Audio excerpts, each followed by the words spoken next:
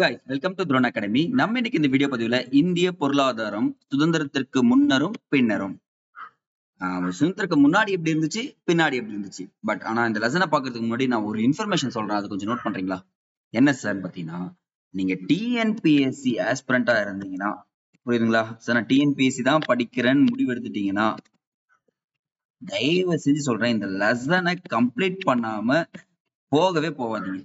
என்ன சார் சொல்றீங்கன்னா, ஆமாங்க, இந்த லெசனை நீங்க படிச்சீங்கன்னா கேட்கப்படக்கூடிய அனைத்து கேள்விகளுக்கும் நீங்க என்ன பண்ணிடலாம், ஆன்சர் பண்ணலாம். என்ன சார்? ஆமாங்க, எல்லாமே இன்டர்லிங்கா வந்துட்டே இருக்கும், ஒன் பை ஒன்னா. அப்போ எல்லாமே பார்க்க போறோம். So exam point of view நிறைய இன்ஃபர்மேஷன் சொல்ல போறேன், நிறைய ஃபேக்ட் சொல்ல போறேன், எக்ஸ்ட்ரா டேட்டாஸ் சொல்ல போறேன். எல்லாமே நோட் பண்ணோம். முக்கியமா 12 ஐந்தாண்டு திட்டங்களும் இதில் தான் இருக்குன்றது உங்களுக்கு எத்தனை பேருக்கு தெரியாது. பட் தெரிஞ்சிருந்தாலும் நம்ம எக்ஸ்ட்ரா இன்ஃபர்மேஷன் சொல்றதால அப்படியே நோட் பண்ணிட்டே வர போறீங்க. ஸோ நோட் எடுத்துங்க, தயவு செஞ்சு வேற எங்கேயும் போகாதீங்க, உட்காந்தீங்கன்னா எழுத ஆரம்பிச்சுட்டே வந்துருக்கீங்க. கதை மாதிரி சில விஷயங்கள் பார்க்க போறேன். அந்த காலனித்துவம்னா என்ன சார்? ஃபர்ஸ்ட் பாத்தீங்கன்னா, காலனித்துவம் என்பது 2 நாடுகளுக்கிடையே சமூக பொருளாதார இந்த நடவடிக்கைகள் இருக்கும் பாத்தீங்களா, அதுல ஆதிக்கம் செலுத்தினாங்க. இப்போ ஒரு நாடு போய் பாத்தீங்கன்னா இன்னொரு நாட்டு மேல சமூக ரீதியாவும் பொருளாதார ரீதியாவும் அந்த அடக்குமுறை பண்ணாங்கன்னா அதுதான் என்ன சொல்றாங்கன்னா காலனித்துவம் அப்படின்னு சொல்லிட்டு குறிப்புகள்ல கூறப்படுகிறது. அந்த காலனித்துவத்தை தான் பிரிட்டிஷ்காரன் கரெக்டா பண்ணாங்க, ஆரம்பிச்சாங்க. இதன் மூலியமா என்ன ஆயிடுச்சுன்னா, அந்த மெர்கான்டிசம், நான் உங்களுக்கு என்ன சொல்றேன்னா சிம்பிளா ஒரு டயக்ராம்ல சொல்லிட்டா, இந்தியான்னு ஒரு நாடு இருக்குங்க. இந்தியா, இந்த பக்கம் இந்தியா போட்டுடுறேன், இந்த பக்கம் பிரிட்டன் போட்டுடலாம். இவங்க என்ன பண்றாங்க பாத்தீங்கன்னா, இங்க இருக்கிற உதிரி பொருட்கள், உதிரினா ரா மெட்டீரியல்ஸ் சொல்லலாமா, உதிரி பொருட்கள் எடுத்துட்டு போயிடுவாங்க. இங்க இருந்து வரும்போது முழுமை பெற்ற பொருட்கள், பினிஷ்டு குட்ஸ் சொல்லுவாங்களா, பினிஷ்டு குட்ஸ், முழுமை பெற்ற பொருளா எடுத்துட்டு வருவான். எடுத்துட்டு வந்து இங்க சேல் பண்றாங்க. இது தாங்க மிகப்பெரிய சுரண்டலா பாருங்க.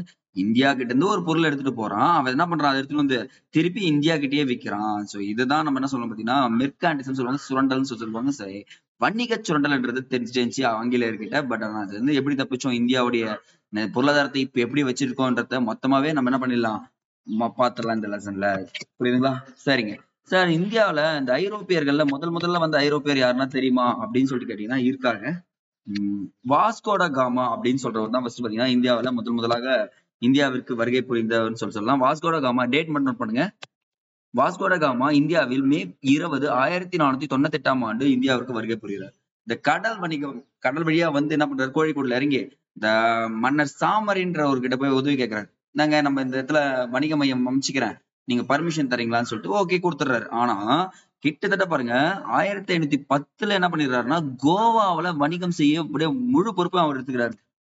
கோவாவை நான் கண்ட்ரோல்ல வச்சுக்கிறேன், நீங்க விட்டுருங்க அப்படின்னு சொல்றாரு. அப்போ கோவாவை என்ன பண்றாங்க, வணிக மையமா அமைச்சு அங்கிருந்து மொத்தமா ஏற்றுமதி எல்லாமே பண்ணிட்டு இருக்காங்க. அப்போ கோவா போர்ச்சுகீஸோடைய தலைமையிடமா மாறிடுச்சு குறிப்பிட்ட காலப்போக்குல. அதுக்கப்புறம் 2வதா ஒருத்தன் வரான், யாருன்னு பாத்தீங்கன்னா இந்த ஆங்கிலேயர்கள் 1600 வாக்குல வருவான். வந்த உடனே ஒரு கம்பெனி ஸ்டார்ட் பண்றான். யார்கிட்ட போறாருன்னா முகலாய பேரரசர் ஒருத்தர் இருப்பாரு, அவர் பேர் ஜகாங்கீர். ஜகாங்கீர் கிட்ட போறாரு. எப்பனா 1614ல போயிட்டு தாமஸ் ரோ அப்படின்றவர் போய் ஜகாங்கீர் அவருக்கு போய், ஐயா எனக்கு பர்மிஷன் கொடுங்க ஐயா, நான் என்ன பண்ண போறேன்னா ஒரு வணிக மையத்தை நிறுவி அந்த வணிக மையத்தின் மூலமா உங்க நாட்டை செழிப்புப்படுத்த போறேன்னு. இதை கேட்ட உடனே ஜகாங்கீருக்கு சரி நம்ம நாட்டு தானே அப்படின்னு சொல்லிட்டு கொடுத்துறாரு. ஆனா ஒரு விஷயம் கவனிங்க, ஹிஸ்டாரிக்கல்ல முதல்ல போனது வில்லியம் ஹாக்கிங்ஸ், அவருக்கு நான் தரமாட்டேன்னு சொல்லிடுவாரு. முக்கிய காரணம் போர்ச்சுகீசியர்கள் தான். ஏன்னா போர்ச்சுகீசியர் கூட நல்ல உறவு இருப்பாரு. தாமஸ் ரோ கூட போகும்போது இந்த தாமஸ் ரோ அந்த பலத்தை காமிப்பான், நான் வந்து உங்களுக்கு ஹெல்ப் பண்றேன்னு சொல்லிட்டு. அதனால மட்டும்தான் தாமஸ் ரோக்கு கொடுப்பாரு. கொடுத்த உடனே என்ன பண்றாரு பாத்தீங்கன்னா தாமஸ் ரோ, இது தாண்டா நமக்கு சான்ஸ், இதை நம்ம விட்டுறக்கூடாதான்னு சொல்லிட்டு இந்தியாவில பல்வேறு பகுதிகள் ஆக்கிரமிச்சிட்டார பாருங்க. அப்ப ஜகாங்கீர் அரசர் தான் ஆங்கிலேயர்களுக்கு வழிவிட்டவர்னு சொல்லிட்டு சொல்லலாம். சரி சார், இதெல்லாம் இருக்கும் போது இவங்க போர் மூலியமா தான் சார் வந்தீங்கன்னு சொல்றீங்க. ஆமாங்க, 1757 ஆண்டு ஒரு போர் நடக்குது. அதுக்கு பேர் தான் பிளாசி போர்னு சொல்றாங்க. இந்த போர்ல தான் சிராஜுத்துல்லாவை தோற்கடித்து முதலாக அவங்க படையை நிரூபிச்சாங்க, நாங்கெல்லாம் இவ்வளவு படை வீரர்களா இருக்கோம்னு சொல்லிட்டு. அதை தாண்டி ஒரு விஷயம், எக்ஸாக்டா 100 வருஷம் கழிச்சு கூட்டி சொல்லும் போல 1857 என்ன கழகம், பெருங்கழகம் நடந்துச்சா பாருங்க. இந்த பெருங்கழகம் தான் பாத்தீங்கன்னா இறுதியாக கிழக்கிந்திய கம்பெனிக்கு முற்றுப்புள்ளி வைக்கிறது. அப்ப இந்த பெருங்கழகம் நடந்த உடனே என்ன ஆயிடுச்சுன்னு பாத்தீங்கன்னா, அந்த கிழக்கிந்திய கம்பெனி மொத்தமா போயிட்டு யார் ரிட்டர்ன் வராங்கன்னு பாத்தீங்கன்னா ஆங்கில அரசு டைரக்டா அந்த விக்டோரியா மகாராணி இருக்காங்க பாத்தீங்களா, அவங்க கிட்டே போயிடுச்சு எல்லா அதிகாரங்களும். நானே பாத்துக்கிட்டா தம்பி, உன்னை நம்பி நான் வந்து இந்தியாவை பாத்துக்கன்னு சொல்லிட்டு கொடுத்துருக்கு, நீ மொத்தமா கொள்ளடிச்சு உனக்கு தேவையானதை வச்சுக்கிட்டு அப்படின்னு சொல்லிட்டு சொல்றாங்க. அது வரைக்குமே கிட்டத்தட்ட எக்கச்சக்கமான சுரண்டல்கள் ஏற்பட்டதாக குறிப்புகள் கூறப்படுகிறது. சரி, இவங்க வந்துட்ட பிறகு கூட என்ன சார் ஆச்சுன்னு பாத்தீங்கன்னா 1947ஆம் ஆண்டு வரை என்ன நடந்துச்சு? சுரண்டல் மட்டும்தான் இருந்துச்சு. அவங்க அரசி வந்து என்ன பண்ணிட்டாங்க, கிட்டத்தட்ட எல்லாமே 7 முடியுதா பாருங்க. ஆமாங்க, அப்பதாங்க நமக்கு சுதந்திரம் கிடைக்குது. அப்ப 7 போய் நம்ம கிட்ட என்ன பண்ணிட்டாங்க, சுரண்டல் மட்டுமே வச்சுட்டு இருந்தாங்க இந்த ஆங்கிலேயர்கள் அப்படின்னு சொல்றாங்க. அப்போ பிரிட்டன் நாடு இந்தியாவை காலனி ஆதிக்கத்தின் கீழ் கிட்டத்தட்ட 200 ஆண்டுகள் மேல் சீரழித்து வந்ததுன்னு சொல்லிட்டு சொல்றாங்க. அப்ப இந்த காலகட்டங்களா பிரிக்கிறாங்க, 3 காலகட்டங்களா பிரிக்கிறாங்க. ஃபர்ஸ்ட் வணிக மூலதனம் காலம் சொல்றக்கூடியது, 2வது நோட் பண்ணுங்க தொழில் மூலதன காலம், 3வது நிதி மூலதன காலம் சொல்லிட்டு 3மே பிரிக்கிறாங்க. வணிகம் பண்றாங்க, தொழிற்சாலைகள் ஆரம்பிக்கிறாங்க, அப்புறம் நிதி என்ன பண்றாங்க, இங்க இருந்து மொத்தமா எடுத்துட்டு போறாங்க. இதுல நீங்க தெரிஞ்சுக்க வேண்டியது பாத்தீங்கன்னா ஜஸ்ட் இன்ஃபர்மேஷன் மட்டும் தெரிஞ்சுக்க, வேற எதுவுமே தேவையில்ல. வணிக மூலதன காலம் வந்து பாத்தீங்கன்னா இங்க வந்து இந்த இயர் மட்டும் நோட் பண்ணுங்க. 1857 இருந்து 1813 வரைக்கும், 1757 இருந்து 1813 வரை வணிக மூலதன காலம் என்பார்கள். இது அவ்வளவுதான். என்ன பண்ணாங்கன்னா உனக்கு லைசன்ஸ் கொடுத்துருவான், நீ வந்து என்ன இம்போர்ட் எக்ஸ்போர்ட் பண்ணிக்கோ, நீ என்ன பண்ணிக்கலாம் எடுத்துக்கோன்னு சொல்லிட்டு சொல்றாங்க. அப்போ இந்த உபரிகள் சொல்லும் பாத்தீங்களா, நான் சொல்ற ரா மெட்டீரியல்ஸ் இது எல்லாமே இங்கிலாந்துக்கு கடத்ததுல இந்த நிர்வாகம் கிழக்கிந்திய கம்பெனி ரொம்ப சிறப்பா செயல்பட்டாங்கன்னு சொல்லிட்டு சொல்றாங்க. ஆனாலும் ஊழல்ன்றது நம்ம இந்தியர்கள்கிட்ட இருந்து ஆரம்பிச்சதுன்னு கேட்டா கிடையவே கிடையாது. பிரிட்டிஷ்காரன் காலத்திலிருந்தே இருக்கு இந்த ஊழல்ன்றது. இந்த நேர்மையற்று ஊழல் நிறைந்தவர்களாக இந்த கம்பெனி இருந்தார்கள் சொல்லிட்டு சொல்றாங்க. அப்ப வணிக மூலதன காலம்னா ஒண்ணுமே இல்ல, அந்த இயரை போடுங்க, லைசன்ஸ் கொடுத்தாங்க ஏற்றுமதிக்கும் இறக்குமதிக்கும். அடுத்து தொழில் மூலதன காலம் வந்து பாத்தீங்கன்னா இந்த குறிப்பிட்ட பகுதி 1813 இருந்து 1858 வரை இந்த பிரிட்டிஷ் துணிமணிகள் இருக்கு பாத்தீங்களா, அத சந்தையா யார பார்த்தாங்கன்னா இந்தியாவை பார்த்தாங்க. அவங்களுடைய துணிமணி எல்லாமே வந்து யாருக்கு விற்க ஆரம்பிச்சிட்டாங்க, இந்தியாவுக்கு விற்க ஆரம்பிச்சிட்டாங்க. நான் சொன்ன பாத்தீங்கன்னா ஃபர்ஸ்ட் ஒரு படம் போட்டு காமிச்சேன்னா அதே தான் இங்க பண்ண ஆரம்பிச்சிட்டாங்க. அப்ப இந்தியாவில் இருந்த மலிவு விலையில் பெறப்பட்ட கச்சா பொருட்கள் இருக்கு பாத்தீங்களா, அது எல்லாமே இங்கிலாந்துக்கு ஏற்றுமதி செய்யப்பட்டு முழு பொருட்களாக இந்தியாவில் அதிக, நான் டயக்ராம் தான் இங்க எல்லாமே சொல்லியிருப்பான். அப்ப டயக்ராம் ரா மெட்டீரியல்ஸ் போய் பினிஷ்டு குட்ஸா இருந்து கொடுத்துட்டாங்க. இதனால ஒரு சின்ன பிரச்சனை ஏற்பட்டுச்சுன்னா இந்தியாவுல பாரம்பரிய கைவினை பொருட்கள் இருக்கு பாத்தீங்களா, அது எல்லாமே தூக்கி எறியப்பட்டதுங்க. இதுக்கப்புறம் இதெல்லாம் தேவையில்லை, இதை வச்சு நான் என்ன பண்ண போறேன் அப்படின்ற அளவுக்கு யோசிக்க ஆரம்பிச்சுட்டாங்க. அடுத்து நிதி மூலதன காலம்னா 19ஆம் நூற்றாண்டுன்னு வச்சுக்கோங்க. ஏன்னா இதுதாங்க ரொம்ப கொடுமையா நடந்த ஒரு விஷயம், கொள்ளையடித்தல். இப்போ ஒருத்தன் பொருளா வாங்குறது வேற, லேண்டா வாங்குறது வேற, ஆனா பணமா வாங்குறது இன்னும் பெரு கொடுமைன்னு சொல்லுவோம் பாத்தீங்களா. இந்தியாவை கொள்ளையடிக்கிறதுல முக்கியமா இருந்தது பாத்தீங்கன்னா பிரிட்டிஷ். அதுவும் எப்படி கொள்ளையடிக்கிறாங்க பாத்தீங்கன்னா, இருப்பு பாதை, சாலை வசதி, அஞ்சலகத்துறை, ஐரோப்பிய வங்கிகள் மற்றும் கல்வி கொடுக்குறதுன்னு சொல்லிட்டு பெரிய அளவில் முதலீடு செஞ்சு என்ன பண்றாங்க, மொத்தமா பணமா வாங்க ஆரம்பிச்சுட்டாங்க. அப்ப இந்தியாவுடைய முதலீட்டு மையமாக எது இருந்துச்சுன்னு பாத்தீங்கன்னா இங்கதான், சரி, பிரிட்டனுடைய முதலீட்டு மையமா இந்தியா தான் இருந்துச்சுன்னு சொல்லிட்டு சொல்றோம்.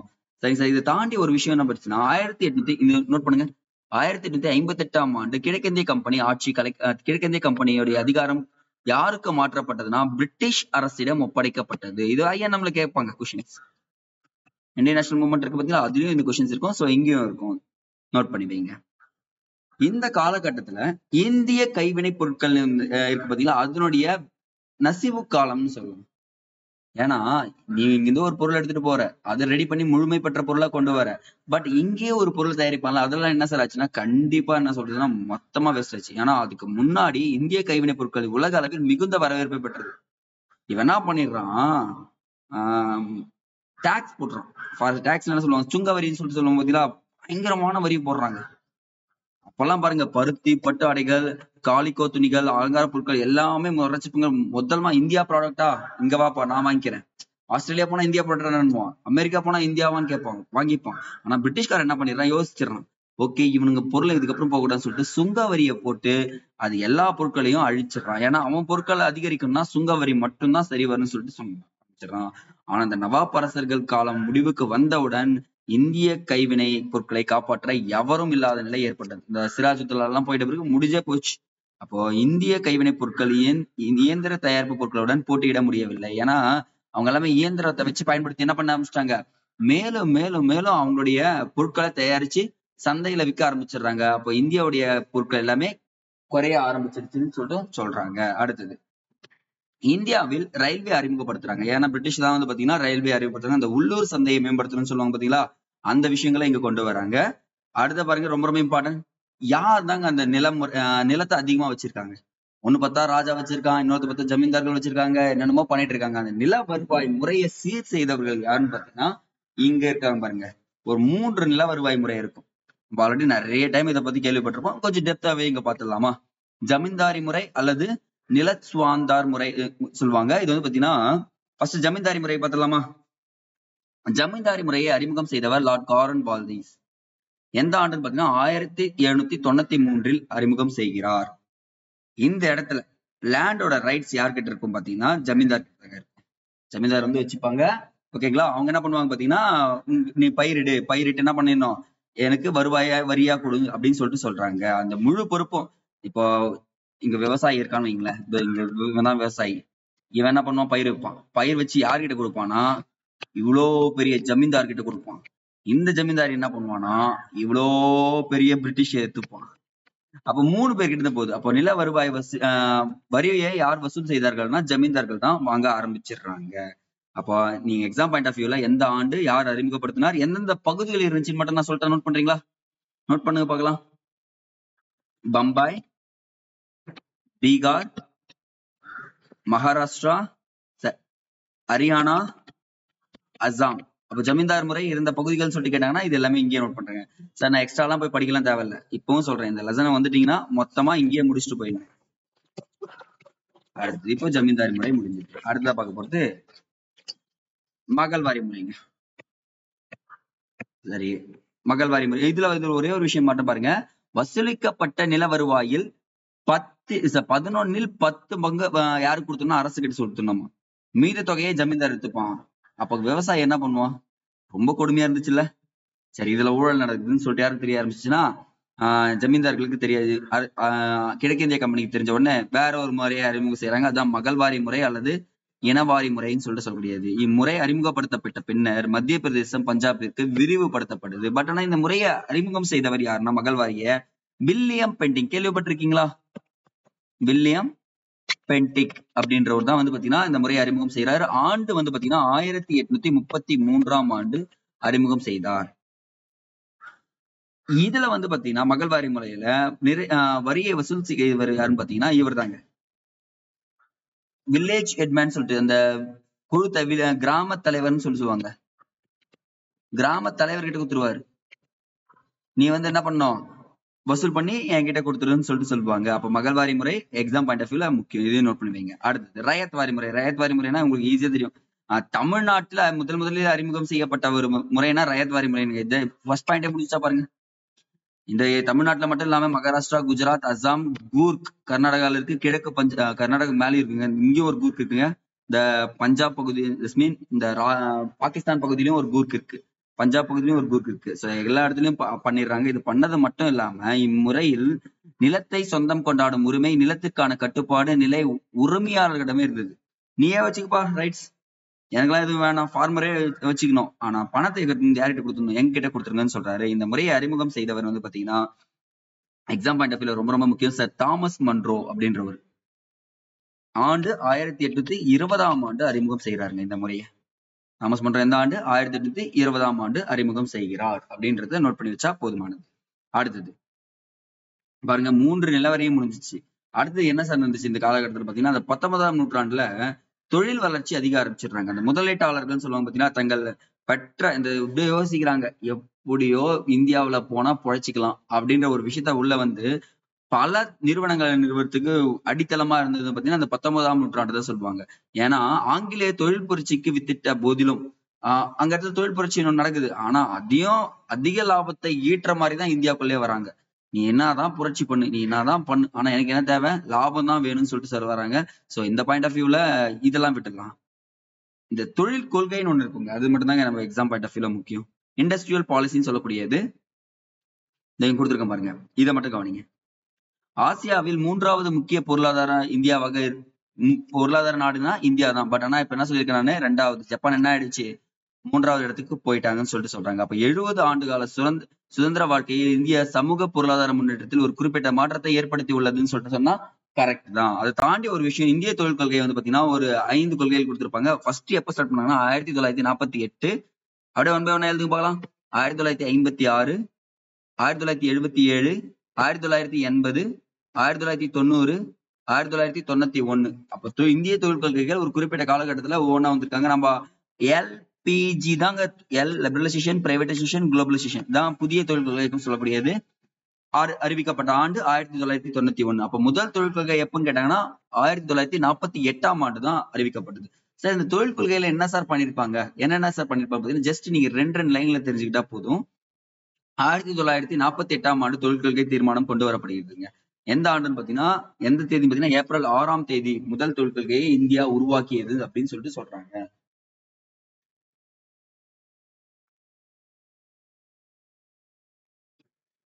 இந்த தொழில் கொள்கையில முன்னுரிமை யாருக்கு கொடுக்கப்படுதுன்னா, ரயில்வே துறை, ராணுவ தளவாடங்கள், அணு ஆற்றல், தபால் துறை போன்றவை எல்லாமே அரசு வந்து முன்னுரிமை கொடுத்துறாங்க. இதெல்லாம் நம்ம முன்னேற்றினா என்ன பண்ணலாம், ஈஸியா முன்னேறி வந்துடலாம் அப்படின்ற ஒரு விஷயத்த கொடுக்குறாங்க. முதல் தொழில் கொள்கையில ரயில்வே, ராணுவ தளவாடங்கள், அணு ஆற்றல், தபால் துறை இதெல்லாமே பயன்படுத்துச்சுன்னு சொல்றாங்க. இந்த மாநில அரசுக்கு ஒண்ணு கொடுப்பாங்களா, மத்திய அரசு இதெல்லாம் எடுத்துக்கிறான், மாநில அரசு கிட்ட சொல்றான் நீங்க இயற்கை வளங்களை பயன்படுத்துங்க, எஃகு அதை பயன்படுத்துங்க, வாகன உற்பத்தியை அதிகப்படுத்துங்க, கட்டணமில்லா தொடர்பு சாதனங்களை பயன்படுத்துங்க அப்படின்னு சொல்லிட்டு இங்க சொல்றாங்க. இப்ப என்ன பண்றாங்கன்னா பொதுத்துறை அப்படின்ற நிறுவனங்களை என்ன பண்ண ஆரம்பிச்சிடுறாங்க, ஸ்டார்ட் பண்ண ஆரம்பிச்சிடுறேன்னு சொல்றாங்க. அப்ப பொதுத்துறை நிறுவனங்களுக்கு அதிகமா இம்பார்ட்டன்ஸ் கொடுங்க அப்படின்னு சொன்னதுதான் 1948ஆம் ஆண்டு நடந்த தொழில் கொள்கைன்னு சொல்லிட்டு சொல்றாங்க. ரெண்டாவது தொழில் கொள்கை பாருங்க, 1956ஆம் ஆண்டு நடந்தது. இத யாரு மாதிரி வச்சிருப்பாங்கன்னா மகிலானோபிஸ் சொல்லுவாங்க, பிசி மகிலானோபிஸ். இவர் தான் வந்து பாத்தீங்கன்னா இதுக்கு அடித்தளம் இட்டிருப்பாரு. இது நீண்ட கால வளர்ச்சிக்கு உதவுச்சுன்னு சொல்றாங்க. ஏன்னா இந்த கனரக தொழில்கள் சொல்லுவாங்க பாத்தீங்களா, அதுக்கு எல்லாமே முக்கியத்துவம் கொடுத்தது எந்த தொழில் கொள்கைன்னு சொல்லிட்டு கேட்பாங்க. இதை நோட் பண்ணுங்க. கனரக தொழிற்சாலைக்கு முக்கியத்துவம் கொடுத்தது எந்த தொழில் கொள்கையின் மூலம் கேட்டாங்கன்னா 1956ஆவது தொழில் கொள்கை மூலம் தான் கொடுத்திருக்காங்கன்னு சொல்றாங்க. அப்ப இதை 3 வகையா பிரிக்கிறாங்க.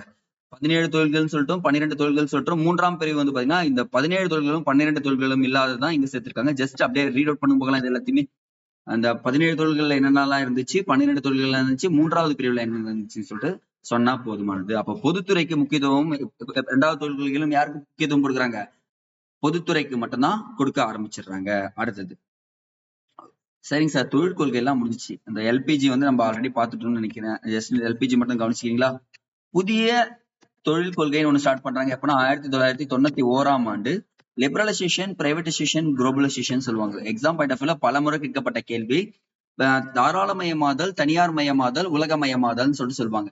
இப்ப என்ன பண்ணா, நீ வந்து என்னுடைய கட்டுப்பாடுகளை எல்லாமே குறைச்சிக்கிறேன், நீ வந்து என்ன பண்ணிக்கலாம், எங்க வேணுமா கம்பெனி ஸ்டார்ட் பண்ணிக்கங்க, நீங்க ஸ்டார்ட் பண்ணி வேலை வாய்ப்பை உருவாக்கி இந்திய நாட்டு மக்களுக்கு வேலை வாய்ப்பு கொடுங்க, அது மட்டும் இல்லாம அவங்களுடைய தனிநபர் வருமானத்தை அதிகரிக்கவும் செய்யணும், அதன் மூலம் சொல்லுவாங்க. அந்த தொழில் கொள்கை மூலமா தாங்க இந்தியா என்ன ஆயிடுச்சுன்னா ரொம்ப டவுனா இருந்தது. கொஞ்சம் கொஞ்சமா என்ன ஆயிடுச்சு, ஹை பீக்ல வந்தது இந்த புதிய தொழில் கொள்கை தான் சொல்லுவாங்க. அடுத்த நம்ம பார்க்க போற டாபிக் பசுமை புரட்சி. எம்.எஸ். சுவாமிநாதன் தெரியாத ஆளே இருக்க மாட்டாங்க. எம்.எஸ். சுவாமிநாதன். ஏன்னா இந்தியா வந்து பாத்தீங்கன்னா விடுதலை பெறுது. விடுதலை பெற்ற உடனே இந்த கான்செப்ட் சொல்லி தரேன் பாருங்க.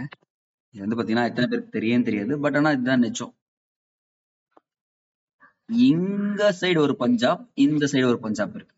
என்ன சார் சொல்றீங்க? ஆமாங்க, இந்த சைடுல ஒரு பஞ்சாப் இருக்கு. அதே மாதிரி இந்தியாவிலேயும் ஒரு சைடுல பஞ்சாப் இருக்கு.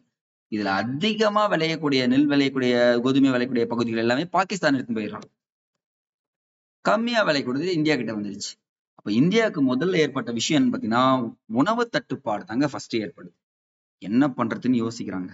ஆஹா, உணவு தட்டுப்பாடு ஏற்பட்டுச்சு, இப்ப என்ன பண்ண போறோம் அப்படின்னு யோசிக்கும் போதுதான் எம்.எஸ். சுவாமிநாதன் உள்ள வர்றாரு. வந்து என்ன பண்றதுன்னா, ஓகே இதுக்கப்புறம் நம்ம இப்படியே விட்டா வேலைக்கு ஆக மாட்டோம், பசுமை புரட்சி அறிமுகம் செய்யறேன்னு சொல்றாரு. அப்ப இந்திய பசுமை புரட்சியின் தந்தை என்று அழைக்கப்படுபவர் யாருன்னா எம்.எஸ். சுவாமிநாதன் தான். அப்ப உலக பசுமை புரட்சியின் தந்தை யாருன்னு பாத்தீங்கன்னா நார்மன் போர்லக். நார்மன் போர்லக். பசுமை புரட்சியை முதலில் அறிமுகம் செய்த நாடு மெக்சிகோ. மெக்சிகோ நாடு தான் பசுமை புரட்சியை முதலில் அறிமுகம் செய்து முடிக்கிறாங்க. அப்ப பசுமை புரட்சினா என்னன்னு பாத்தீங்கன்னா, இந்த எக்ஸாம் பாயிண்ட் ஆஃப் வியூல எப்படி சொல்லலாம்னா, படம் போட்டு தெரிஞ்சுக்கலாம், நமக்கு எதுக்கு இது சார், இந்த பயிர் சார் இவ்வளவு பெருசா விளையும் சார், டைம் வந்து பாத்தீங்கன்னா 6 மாசம் சார், 6 month டியூரேஷன். இதெல்லாம் வேணாங்க, எனக்கு சீக்கிரமா இப்ப நீங்க சொல்லுங்க தெரியுமா சார், இவ்வளவு எல்லாம் படிக்க முடியாது, சீக்கிரமா படிச்சா பாஸ் ஆயிடலாம்னு நினைப்பீங்க பாத்தீங்களா, அந்த மாதிரி ஒரு விஷயம் தான் இது. இவ்வளவுதான் சார் பயிர். குட்டை ரக தாவரங்களுக்கு முன்னுரிமை கொடுக்கப்பட்டது. என்ன பண்றான், இதுல இருந்து ஒரு விதையை எடுத்து அந்த மரபணு மாற்றப்பட்டு என்ன பண்ணிடுறான், குட்டை ரகமா உருவாக்குறான். இது 3 month டியூரேஷன். இப்ப டியூரேஷன் பாருங்க, 6 மாதம் 3 மாத காலம் இடைப்பட்ட காலங்கள் வரும்போது இவங்களுக்கு தெரிய ஆரம்பிச்சிருச்சு. ஓகே, இதன் மூலமாக இதையே பயன்படுத்தலாம்னு சொல்லிட்டு இந்தியா கொண்டு வந்துடுறாங்க. இது போற பிலிப்பைன்ஸ் நாட்டுல மணிலான்ற சர்வதேச நெல் ஆராய்ச்சி நிலையம் இருக்கு. அந்த இடத்துல போயிட்டு இதுதான் பண்ணணும், இப்படிதான் பண்ணணும் சொல்லிட்டு கொண்டு வந்து இந்தியா முழுக்க ஃபர்ஸ்ட் பட் இதற்கு ஆரம்பமாக ஃபர்ஸ்ட் யூஸ் பண்ணது வந்து பாத்தீங்கன்னா கோதுமை, இரண்டாவதாக பயன்படுத்தப்பட்ட விதை நெல். பட் ஆனா இதுக்கு ஆரம்பமாக வழித்தடும் திட்டங்கள் சொல்லிட்டு ஒரு திட்டத்தை அறிவிக்கிறார். 7 மாவட்டங்கள்ல அறிவிச்சிருக்காருங்க. 1960 to 61 இந்த ஜவஹர்லால் நேருவால் அறிவிக்கப்பட்டதுதான் இந்த வழித்தடும் திட்டங்கள் சொல்லிட்டு. இந்த 7 மாவட்டங்கள் என்னன்னு சொல்றேன், நோட் பண்றீங்களா? சரி, நீங்க என்ன பண்றீங்க, அந்த 7 மாவட்டங்களை என்ன பண்றீங்க, எழுதி வச்சுக்கோங்க. தஞ்சை, நம்ம தமிழ்நாட்டுல மட்டும் சொல்றேன், தமிழ்நாட்டுல தஞ்சையில் இருக்குங்க, அதை மட்டும் தெரிஞ்சுங்க. நெல் ஆராய்ச்சி நிலையம் சொல்லக்கூடிய. அப்போ அந்தந்த இடத்துல என்ன பண்ணிடுறாங்க, கொடுத்துடுறாங்க. அதுக்கப்புறம் பசுமை புரட்சியின் சாதனைகள் சொல்லிட்டு நிறைய சொல்லிட்டே போலாங்க. அதிக விளைச்சல் தெரிஞ்சுச்சா, நெல் கோதுமை என்ன ஆயிடுச்சு, அதிக எல்லா இடத்துலயும் பயிரிட பண்றாங்களா. ஒரு குறிப்பிட்ட காலத்துல என்ன ஆயிடுச்சுன்னா வணிகர்கள் எல்லாமே என்ன பண்ண ஆரம்பிச்சிடுறாங்க, வாங்க ஆரம்பிச்சிடுறாங்க. அடுத்தது வந்து பாத்தீங்கன்னா இது ஜஸ்ட் ரீட் அவுட் பண்ணிக்கங்க, எங்க பாருங்க, யாரும் மிஸ் பண்றாதீங்க. எல்லாமே இது எல்லா பாயிண்ட்டுமே ரீட் அவுட் பண்ணா போதும், இங்க சொன்னதுதான். அடுத்தது இதுல இருந்து நான் ஒரு கேள்வி இருக்குன்றேன். பசுமை புரட்சினா என்னன்னா வேளாண் உற்பத்தியை அதிகரித்தல். வெண்மை புரட்சி, வர்கீஸ் குரியன் கேள்விப்பட்டிருக்கீங்க? வெண்மை புரட்சியின் தந்தை யாருங்க, வர்கீஸ் குரியன். அவர் தான் வந்து பாத்தீங்கன்னா பால் பொருட்கள் உற்பத்தி அதிகப்படுத்தணும்னு சொல்றாரு. நீல புரட்சினா மீன். இப்போ கடல் நீளமா இருக்கும், நீளமா இருந்தா கடல்ல மீன் வாழும். சூப்பர், அப்ப மீன். அடுத்தது மஞ்சள் புரட்சி, எண்ணெய், சூரியகாந்தி ஞாபகம் வச்சுக்கோங்க. அடுத்தது தங்க புரட்சி, பழங்கள் மற்றும் ஆப்பிள். அடுத்தது கருப்பு புரட்சி பெட்ரோலியம். வெள்ளி புரட்சி முட்டை. வட்ட புரட்சி உருளைக்கிழங்கு. அப்படி நோட் பண்ணிட்டே வாங்க. சிவப்பு புரட்சி இறைச்சி மற்றும் தக்காளி. சாம்பல் புரட்சி உரங்கள். இளஞ்சிவப்பு புரட்சி இறால். பழுப்பு புரட்சி தோல் பொருட்கள். சார் அப்ப என்னங்க சார் சொல்ல வரீங்கன்னா, இது எல்லாமே எழுதி உங்களுடைய செவுத்துல ஒட்டிக்கணும். கிட்டத்தட்ட ஒரு 3 weeks படிங்க, இதுக்கப்புறம் அதை மறக்க மாட்டீங்க. 3 வாரத்துக்கு பிறகு நான் கேட்டேன்னா கண்டிப்பா நீங்க ஆன்சர் பண்ணுவீங்க. அப்ப எக்ஸாம் பாயிண்ட் ஆஃப் வியூல புரட்சிகள்ன்றது ரொம்ப ரொம்ப முக்கியங்க. அதுலயும் இந்த புரட்சிகள் எதுவுமே யாருமே மிஸ் பண்ணக்கூடாது. இப்போ இரண்டாவது பசுமை புரட்சி என்ன சார் பண்ணுச்சுன்னு பாத்தீங்கன்னா, யோசிக்கிறாங்க, ஓகே நெல் மட்டும் பண்ணிட்டோம், பட் ஆனா இந்த சென்டர் கேப்ல இரண்டாவது பசுமை புரட்சியை அறிமுகப்படுத்திடலாம்னு சொல்லிட்டு ஆரம்பிச்சிருக்காங்க. 2004 2005 வாக்குல ஆரம்பிக்கிறாங்க இந்த புரட்சி. 2006 to 2007 வாக்குல ஆரம்பிச்சிருப்பட்டுச்சுன்னா செகண்ட் கிரீன் ரெவல்யூஷன் சொல்லக்கூடியது. இந்த புரட்சியில சில விஷயங்கள்லாம் கொண்டு வராங்க. வேளாண்மை பொருட்களை ஏற்றுமதி மேம்பாட்டிற்காக வேளாண் பொருட்களை என்ன பண்ணலாம், ஏற்றுமதி பண்ணிடலாம்னு சொல்லிட்டு சொல்றாங்க. அடுத்த 4 வருஷத்துல நான் எக்ஸ்ட்ரா இன்ஃபர்மேஷன் தரேன், நோட் பண்றீங்களா? அடுத்த 20 வருடங்களில் 4% வேளாண் வளர்ச்சி அடையணும்னு சொல்றாங்க. அடுத்து லேண்ட ரீஃபார்ம் பண்ண சொல்றாங்க, நிலச்சீர்திருத்தம் அப்படின்னு சொல்றாங்க. பயிர் காப்பீடுன்னு சொல்றது, இன்சூரன்ஸ் தர சொல்றாங்க, இன்சூரன்ஸ் கொடுக்குறாங்க. புதிய தொழில்நுட்ப பயன்பாடுகளை பயன்படுத்தணும்னு சொல்றாங்க. முக்கியமா சுற்றுச்சூழல்னு சொல்லக்கூடிய பார்த்தீங்களா, இப்ப சுற்றுச்சூழல் அதிகமா பாதிக்கப்பட்டே வந்துட்டு இருக்கு. எதுனா வேளாண்மையும் ஒரு பங்கா இருக்கு. இந்த ஸ்லாஷ் அண்ட் பர்ன் சொல்லுவோம், வெட்டுதல் மற்றும் எரித்தல், ஞாபகம் இருக்குங்களா? அது எல்லாமே என்ன பண்ணணும் பாத்தீங்கன்னா பாதுகாத்து நீங்க அதிகமா எடுத்துட்டு வாங்க. அப்ப இலக்கு நிர்ணயிப்பாங்களா பாருங்க, இவ்வளவு வேணும் அவ்வளவு வேணும்னு சொல்லிட்டு என்ன பண்றாங்க, இலக்கு நிர்ணயிக்கிறாங்க. கிட்டத்தட்ட 2006 2007 214 டன்னாங்க. நோட் பண்ணுங்க, 214 டன் எடுக்கணும்ன்றாங்க.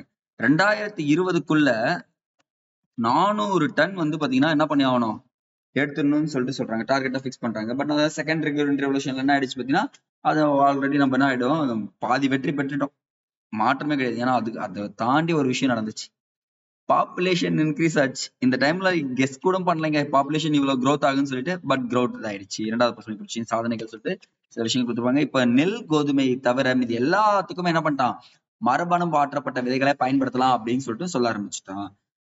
காலப்போக்குல இந்த பசுமை புரட்சி முடிஞ்ச உடனே இந்த பெரிய அளவிலான தொழிற்சாலைகளை உருவாக்க ஆரம்பிச்சாங்க. இது ஃபுல்லா டேட்டாஸ் தான், நீங்க எக்ஸ்ட்ரா எதுவுமே போத்தாவல, டேட்டாஸ் ஃபாலோ பண்றீங்களா? இரும்பு எஃகு தொழிற்சாலை ஃபர்ஸ்ட் இங்க எழுதுங்க. முதல் எஃகு தொழிற்சாலை ஜாரியாவில் உள்ள குல்டி எனும் இடத்தில் நிறுவப்பட்டது. அடுத்தது செகண்ட் பாயிண்ட், மேற்கு வங்கத்தில் உள்ள வங்காள இரும்பு தொழில் கம்பெனி 1870ஆம் ஆண்டு நிறுவப்பட்டது. Second point. Third point, 1 by 1 எழுதுங்க.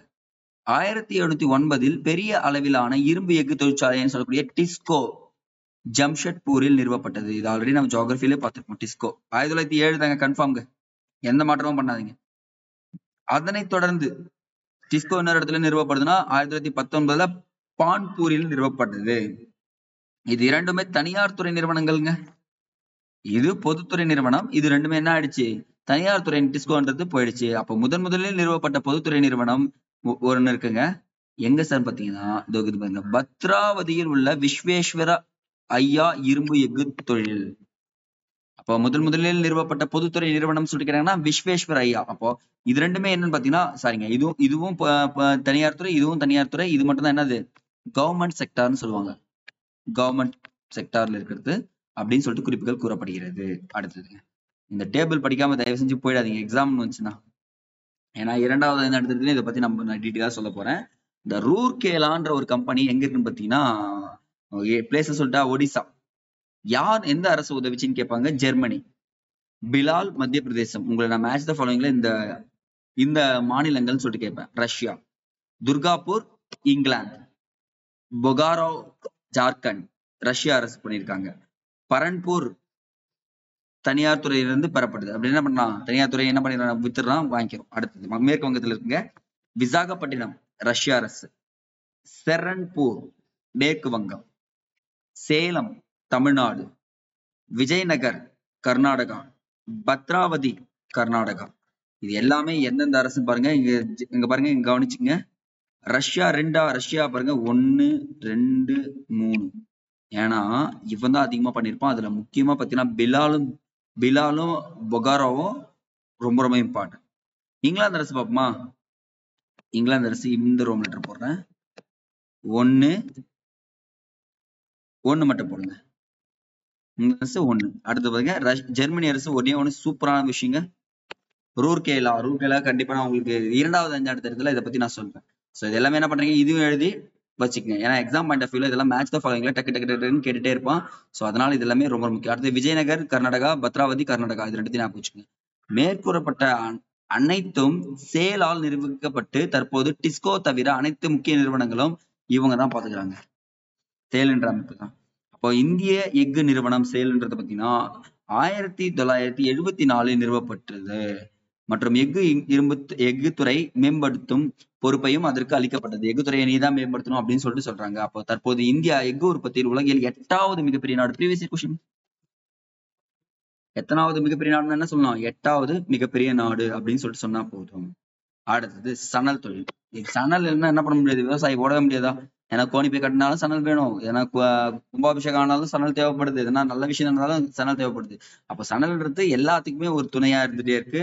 கோணிப்பையும் சணல் தைக்கிறாங்க. அப்ப எக்ஸாம் பாயிண்ட் ஆஃப் வியூல இந்த 1855 மேற்கு வங்கத்தில் உள்ள ரேஷ்ரா என்னும் ஊரில் நவீனமயமாக்கப்பட்ட தொழிற்சாலை முதலில் உருவாக்கப்பட்டது. முதல் சணல் தொழிற்சாலை இங்கதான் உருவாக்கப்பட்டது. அப்போ இது பாரம்பரிய தொழில்னு சொல்லாங்க.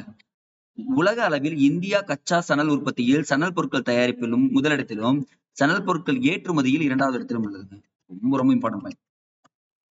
சணல் பொருட்கள் தயாரிப்பில் முதலிடத்திலும், சணல் பொருட்கள் ஏற்றுமதி எத்தனை இடத்துல இருக்கும், நம்ம செகண்ட் பிளேஸ்னும் இருக்குன்னு சொல்லிட்டு சொல்றாங்க. அப்ப எக்ஸாம் பாயிண்ட் ஆஃப் வியூல இது ரொம்ப முக்கியம். அடுத்தது பருத்தின்னு சொன்னா ஒரு 2 விஷயம் எடுத்துக்கலாமா பாருங்க.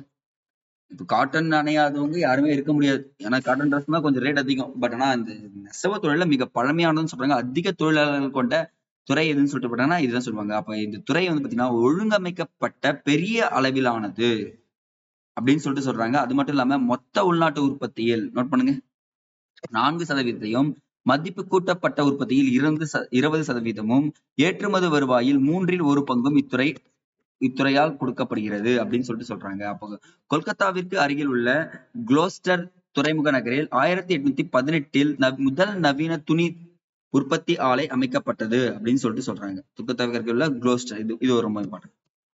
அப்ப எல்லாமே கொல்கத்தால தான் ஃபர்ஸ்ட் ஆரம்பிச்சிருக்கானுங்க அப்படின்னு ஞாபகம் சிறப்பாக கேட்கல. ஆனா அடுத்ததா பாருங்க, 1854 மும்பையில KGN டெபேர் என்பவர் தான் பாத்தீங்கன்னா மும்பையில் நூற்பு மற்றும் நெசவு கம்பெனியே ஸ்டார்ட் பண்ணாரு அவர் தாங்க. இந்த பம்பாய் திட்டம் சொல்லிட்டு ஒண்ணு கேள்விப்படுகிறீங்களா, அவங்க எல்லாம் இவனுங்களும் வருவானுங்க.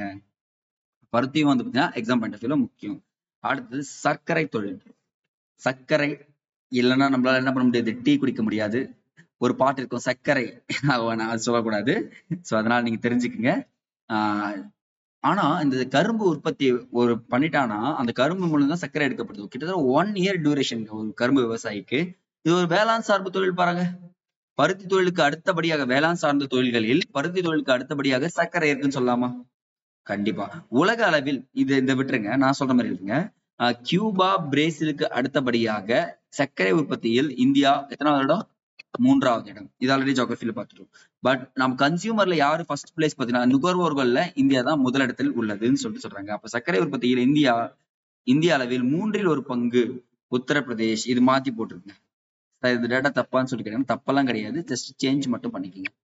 சர்க்கரை உற்பத்தியில் முதல் மாநிலம் யூபி. அதை மட்டும் போடுங்க, வேற எதுவுமே எழுதாதீங்க. இது ஏன் சார் சொல்றேன்னா சில டேட்டாஸ் மாறி இருந்துச்சுன்னா அது இங்கேயே கரெக்ஷன் பண்ணிக்கும். இது வந்து பாத்தீங்கன்னா ஒரு 5 முறை நான் பார்த்து ரியலைஸ் பண்ணது. அடுத்தது உரத்தொழில். உரத்தொழிலை பொறுத்த வரைக்கும் இந்தியாவில் நைட்ரஜனை பயன்படுத்தி தயாரிக்கும் உரத்தொழிலானது உலகின் 3வது மிகப்பெரிய தொழில் சொல்லலாமா? ஒரே செகண்ட்.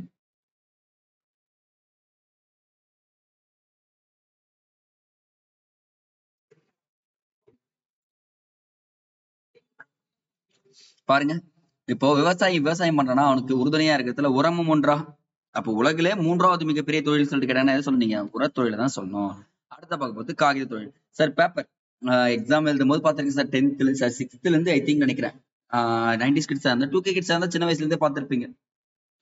பேப்பரை கிழிக்கிறதே ஒரு வேலையா வச்சிருந்தேன் சார். இப்ப என்ன ஆயிடுச்சு, என் பேப்பரை கிழிக்கிற நிலைமை ஏற்பட போகுது சார். அப்படிதான் நினைக்காதீங்க. உங்க வாழ்க்கையில வந்து பேப்பர்ன்றது உங்க வாழ்க்கையில எல்லா விஷயத்தையும் நிர்ணயிக்கக்கூடியதுன்னு சொல்லிட்டு சொல்லுவேன். அதுதான் இங்க பாத்தீங்கன்னா 1812ஆம் ஆண்டு வங்காளத்தில் செராம்பூர் இங்கதாங்க ஃபர்ஸ்ட் காகித ஆலை உருவாக்கப்பட்டது. இது ஒரு இம்பார்ட்டன்ட் பாயிண்ட். நெக்ஸ்ட் பாயிண்ட், உலகில் உள்ள காகித தொழிற்சாலைகளின் பட்டியலில் இந்தியா 15வது இடத்துல இருக்கு. இது செகண்ட் பாயிண்ட். முடிஞ்சு போச்சு. எக்ஸ்ட்ரா எல்லாம் படிக்காதீங்க. இவ்வளவுதான். எக்ஸ்ட்ரா படிச்சு டைம் வேஸ்ட் பண்ணாதீங்க. அடுத்தது பட்டுத்தொழில். பட்டுத்தொழில் வந்து பாத்தீங்கன்னா இந்தியா 2வது இடத்துல இருக்கு. சீனா முதலிடத்தில் இருக்கு. தற்போது உலக அளவில் 16% உற்பத்தியை இந்தியா கொண்டுள்ளதுன்னு சொல்றாங்க. அது மட்டும் இல்லாம இந்தியாவில் மட்டும்தாங்க வணிக அடிப்படையிலான 5 வகையான பட்டு துணிகள் உற்பத்தி செய்யப்படுகிறது. அந்த 5 வகையை என்ன நோட் பண்ணுங்க. மல்பெரி பட்டு, வெப்பமண்டல டிசர் பட்டு, ஓக் டிசர் பட்டு, பட்டு ஏரி, அடுத்தது வந்து பாத்தீங்கன்னா முகா பட்டு அப்படின்னு சொல்லக்கூடிய பட்டுகள் எல்லாமே எங்க உற்பத்தி செய்யப்படுதுன்னா இந்தியாவில மட்டும்தான் பண்ணுது, வேற எங்கேயும் பண்ணப்படல அப்படின்னு சொல்றாங்க. இது எல்லாமே என்ன ஒவ்வொரு இடத்துல ஒவ்வொன்று காணப்படுது. பட் இந்தியாவில 5 வகையா காணப்படுதுன்னு சொல்லிட்டு சொல்றோம். அதை தாண்டி பெட்ரோலியம் மற்றும் இயற்கை எரிவாயு இப்ப பாத்தீங்கன்னு வச்சுக்கோங்களேன், அஸ்ஸாம்ல பிக் பாய் மாதிரி நான் வச்சுக்கேன். அஸ்ஸாம்ல டிக் பாய் என்னும் ஊரில் 1889 வெற்றிகரமாக முதலில் எண்ணெய் கிணறு ஒன்று தோன்றப்பட்டது. இந்த எண்ணெய் கிணறு தோன்றி என்ன பண்ணணும்னா தெரிஞ்சுக்கலாம். அப்போ இந்தியாவுல எண்ணெய் கிணறுகள், எண்ணெய் வளங்கள் இருக்கிறது அப்படின்னு சொல்லிட்டு தெரிஞ்ச ஆரம்பிச்சிடுறாங்க. ஆனா இயற்கை வளங்களை எடுக்கிறதுக்காகவே உத்தரகாண்ட் மாநிலத்தில் உள்ள டேராடூன் நகரில் 1956ஆம் ஆண்டு எண்ணெய் மற்றும் எரிவாயு கழகம் ONGC கேள்விப்பட்டிருக்கீங்களா? அடிக்கடி ONGC நிறுவனம் ஒப்புதல் தரவில்லை. ONGC என்ன ஆயிடுச்சு, திருப்பி அமிச்சிட்டாங்க சொல்லிட்டு. அப்போ ONGC தலைமையகம் எங்க இருக்குன்னு சொல்லிட்டு கேட்டாங்க. என்ன சொன்னோம்? டேராடூன். அப்போ இது எக்ஸாம் பாயிண்ட் ஆஃப் வியூல இதுவும் ரொம்ப முக்கியம். இது previous question. I think railway or பேங்கிங்ல கேட்டாங்கன்னு நினைக்கிறேன் கொஸ்டின் பேப்பர்ல. சோ இது எழுதி வச்சு போதும். அடுத்து சார் இதெல்லாம் போயிட்டு இருக்கு சார். Right sir. இந்த சிறிய அளவிலான தொழிற்சாலைகள், பெரிய அளவிலான தொழிற்சாலைகள் என்ன சார் பங்கு? சார் இந்த நான் உங்களுக்கு ஒரு சூப்பரான ஒரு விஷயம் சொல்றேன் பாருங்க. இத படிக்காதீங்க. இந்த ஒரே படத்தை பாருங்க, கொஞ்ச நேரம் பாருங்க. எல்லாரும் உற்பத்தி பண்ணிட்டு இருக்காங்களா? இது சிறு தொழில்னு சொல்லலாமா? ஆமா. ஆனா பெரிய கம்பெனில எத்தனை பேர் வேலை செய்வாங்க பாத்தீங்கன்னா, இந்த பக்கம் ஒரு சேர், இந்த பக்கம் ஒரு சேர், இந்த பக்கம் ஒரு சேர், இந்த பக்கம் ஒரு சேர். சிறிய கம்பெனில எப்படி இருக்காங்கன்னு பாத்துக்கோங்க. இங்க ஃபுல்லா செட் ஆஃப் பீப்புள்ஸ் இருக்காங்களா? அப்போ சிறு தொழில்கள் தான் நான் என்ன சொல்றேன்னா பெரிய தொழில்களா உருவாயிருக்குன்னு சொல்லலாமா? சார் நான் இங்க ஒரு பைய தயாரிக்கிறேன், இந்த பைய நான் பிராண்ட் பண்றதுக்காக பெரிய கம்பெனி ஸ்டார்ட் பண்றேன். புரியுதுங்களா? அப்போ இந்தியாவுல சிறு தொழில்கள் தான் என்ன ஆயிடுச்சுன்னா பெரிய தொழில்களாக உருவாக்கப்பட்டது. எந்த தொழிலுமே ஃபர்ஸ்ட் பெரிய தொழிலா உருவாகலைங்க. நல்லா நோட் பண்ணுங்க. சின்னதா ஸ்டார்ட் பண்ணுங்க. இப்ப என்ன ஸ்டார்ட் பண்ணலாம் பெரிய தொழிலா, ஓகேங்களா? ஆனா அதுக்கு முன்னாடி நோக்கியான்னு ஒரு சிறு தொழில் தான், அதுக்கப்புறம் பிராண்ட் ஆயிடுச்சு. சாம்சங்னு ஒரு சிறு தொழில் தான், பிராண்ட் ஆயிடுச்சு. ஜியோன்னு ஒரு சிறு தொழில் தான், பட் பிராண்ட் ஆயிடுச்சு. பிராண்ட் எப்படி உருவாக்கணும்? சிறு தொழில்கள்ல அதிக வேலையாட்கள் செய்வாங்களா? அவங்க என்ன பண்ணுவாங்க? ப்ரொடியூசர் இன்க்ரீஸ் பண்ணுவாங்களா? ப்ரொடியூசர் இன்க்ரீஸ் பண்ண பாப்புலேஷனுக்கு போய் சேருமா? அனைத்து மக்களும் வாங்குவாங்களா? அனைத்து மக்களும் வாங்க என்ன ஆயிடும் பார்த்தீங்கன்னா அதனுடைய பிராண்ட் எல்லாருக்குமே தெரிய ஆரம்பிக்குமா? நம்ம வாங்கலாம், நம்ம மாட்டேங்கலாம் தெரியாது. பெப்சுடென்ட், கோல்கேட், க்ளோஸ்அப். நிறைய இருக்கு. பட் ஆனா நான் நமக்கு தெரிஞ்ச வரைக்கும் நம்ம சொல்றோம் பாருங்களேன். இது எல்லாமே உற்பத்தியாளர்கள் அதிகம். ஃபர்ஸ்ட் சின்னதா ஆரம்பிச்சு அதுக்கு முன்னாடி ஒண்ணு இருந்தது. என்னன்னு பாத்தீங்கன்னா அனைவருக்கும் தெரிந்தது. வேற எங்கும் கிடையாது. கோபால் பல்பொடி. கோபால் பல்பொடிகள் அப்படின்னு சொல்லிட்டு என்ன பண்ணாங்க, எல்லாருமே யூஸ் பண்ண ஆரம்பிச்சாங்களா. அப்போ அது பயங்கர விளம்பர ஸ்டேஜ் ஆயிடுச்சு ஒரு ஸ்டேஜ்ல. அப்போ சிறு தொழில்கள் மூலமா தான் பெரிய தொழில்கள் உருவாயிருக்குன்னு சொல்றாங்க. இதுக்கு இதுக்கு அதிகமான வேலையாட்கள் தேவைப்படுமா சிறு தொழில்களுக்கு? குறைவான மூலதனம் தேவைப்படுமா? குறைவான இடம் தேவைப்படுமா? லாபம் அதிகமா கிடைக்குமா பாருங்க சிறு தொழிலுக்கு. உண்மையாவே சொன்னா லாபம் சிறு தொழில அதிகம். அதுக்கேத்த மாதிரி என்ன பண்றாங்க, இவங்க 3 பேருக்குமே சேலரி கொடுக்க ஆரம்பிச்சிடுறாங்க. சோ எக்ஸாம் பாயிண்ட் ஆஃப் வியூல இதான் மட்டும் நீங்க தெரிஞ்சுக்கிட்டா போதுமானது. இது உட்காந்து வள உட்காந்து படிச்சுட்டு டைம் வேஸ்ட் பண்ணாதீங்க. ஏன்னா இதெல்லாம் மெயின்ஸ்க்கு. நீங்க ப்ரிலிம்ஸ் படிக்கிறேன்றதால நான் இது எல்லாத்தையுமே நான் விட்டுடுறேன். சோ என்ன பண்றீங்க, நான் சொன்னது பெரிய விஷயம் தான் சொல்லிருக்காங்க. பட் ஆனா இது ரொம்ப முக்கியங்க. குறு மற்றும் சிறு நடுத்தர எம்எஸ்எம்இ செக்டார்னு சொல்லிட்டு கேள்விப்பட்டிருப்பீங்களே, இதை மட்டும் தான் நம்ம பேச போறோம். ஏன்னா இதுதான் எக்ஸாம் பாயிண்ட் ஆஃப் வியூல திருப்பி திருப்பி கேட்கக்கூடிய விஷயம். இந்த குறு உற்பத்தி நிறுவனங்கள் சொல்லிட்டு ஃபர்ஸ்ட் கேட்பாங்க. எவ்வளவு ரூபாயில இருந்து எவ்வளவு ரூபாய் இருந்தா அவங்க குறு உற்பத்தி நிறுவனங்கள் பாத்தீங்கன்னா, தொழிற்சாலை மற்றும் உபகரணங்களுக்கான முதலீடு ரூபாய் 25 லட்சத்திற்கும் மிகாமல் இருந்தா, 25 லட்சம் மேல வச்சிருந்தா என்ன பண்ணலாம், குறு உற்பத்தி நிறுவனங்கள் சொல்லலாம். சரி சார், சிறு உற்பத்தி நிறுவனங்கள் யாருன்னு பாத்தீங்கன்னா, தொழிற்சாலை மற்றும் உபகரணம் முதலீடு ரூபாய் 25 லட்சத்துக்கு அதிகமாகவும் 25 லேக்ஸுக்கு அதிகமாகவும் அதுல இருந்து 5 கோடி 5 கோர் இருந்தா அவங்க என்ன சொல்லலாம், அதுக்கு தாண்டி போயிடக்கூடாது. 5 கோர் தான் இருக்கணும். அது ரெண்டு நடுவுல இருக்கவன் என்ன சொல்றான், சிறு உற்பத்தி நிறுவனங்கள்னு சொல்லிட்டு சொல்றாங்க. அடுத்த 3வது ஒருத்தர் கம்பங்க, அவன் தான் அற்புதம். நடுத்தர தொழிற்சாலைகள் சொல்லிட்டு பாத்தீங்கன்னா 5 கோடிக்கு அதிகமாகவும் 10 கோடிக்கு என்ன பண்ணக்கூடாது, அதிகமா இருக்கக்கூடாது. இதுக்கு அதிகமா இருக்கலாம், இதுக்கு அதிகமா கூடாது. இன்பிட்வீன் கேப்ல இருக்கவன் என்ன சொல்றான், நடுத்தர உற்பத்தி நிறுவனங்கள்னு சொல்லிட்டு சொல்றோம். அப்ப இந்த 3 நிறுவனங்களை எழுதி நான் சொன்ன டேட்டாவை அப்படியே எழுதி வைங்க. எக்ஸாம் பாயிண்ட் ஆஃப் வியூல இது கேட்டாங்கன்னா நீங்க மிஸ் பண்ணவே கூடாது, ஞாபகம் வச்சுக்கோங்க. அடுத்தது இந்த சேவை நிறுவனங்கள் சார். அப்போ குறு சிறு சேவை நிறுவனங்களும் இருக்கு. பட் ஆனா இந்த இடத்துல பாத்தீங்கன்னா குறு சேவை, சிறு சேவை, அடுத்து நடுத்தர சேவைன்னு சொல்லிட்டு 3ஆ பிரிச்சுட்டு முதலீடு பாருங்க. இதுலயும் 10 லட்சத்துக்கு மிகாமல் இருக்கணும், 10 லட்சத்துக்கு கம்மியா தான் இருக்கணும், அதிகமா போய்விடாது. அடுத்தது பாத்தீங்கன்னா 10 லட்சத்தை விட அதிகமாகவும் 2 கோடிக்கு மிகாமலும் இருக்க வேண்டியது சிறு. 3ஆவதா ஒண்ணு இருக்கு பாருங்க, 2 கோடியை விட அதிகமாகவும் 5 கோடிக்கு மிகாமலும் இருப்பது பாத்தீங்கன்னா நடுத்தர நிறுவனங்கள் அப்படின்னு சொல்லிட்டு சொல்றோம். அப்ப எக்ஸாம் பாயிண்ட் ஆஃப் வியூல இது எல்லாமே ரொம்ப ரொம்ப முக்கியம். சார் நிறுவனம் எல்லாம் ஸ்டார்ட் பண்ணிட்டோம், என்கிட்ட காசு அதிகமா ஆயிடுச்சு, காசு என்ன சார் பண்றது? இப்ப இருக்கிறவங்க எல்லாம் யோசிப்பீங்க, நான் லேண்ட வாங்கி போடுவேன், ஜுவல்ஸ் வாங்கி போடுவேன் அப்படின்னு சொல்லிட்டு. பட் நம்ம எல்லாம் என்ன யோசிக்கணும்னா, அடுத்ததா ஒரு ஜென்ரேஷனுக்கு பாத்தீங்கன்னா அவங்களுக்கு இன்வெஸ்ட் பண்ணுங்க, புரியுதுங்களா? அப்படின்னா எஜுகேஷனுக்கு கொடுங்கன்னு நான் சொல்றேன். சரி, இந்த இடத்துல காசு அதிகமாயிடுச்சு, நான் நிறுவனம் ஸ்டார்ட் பண்ணி அப்ப என்ன பண்ணுவேன்னா, நீ வங்கிகளுக்கு போகணும் பாருங்க. சார் எல்லாருமே ஒரு ஒரு வங்கியில வச்சிருப்பீங்களா? நான் இந்த வங்கிகள் டாபிக் முடிக்கிறப்போ நான் உங்களுக்கு ஒரு விழிப்புணர்வு ஏற்படுத்துவேன். யாரெல்லாம் பேங்க்ல ஒர்க் பண்றாங்களோ, பேங்க் ஆபீசரோட பேரண்ட்ஸா இருந்தாங்கன்னா அவங்களுக்கும் இந்த உண்மைன்றது தெரியும். ஏன்னா அந்த இடத்துல ஒரு மிகப்பெரிய ஸ்கேம் நடந்துட்டு இருக்கு பேங்க்ல.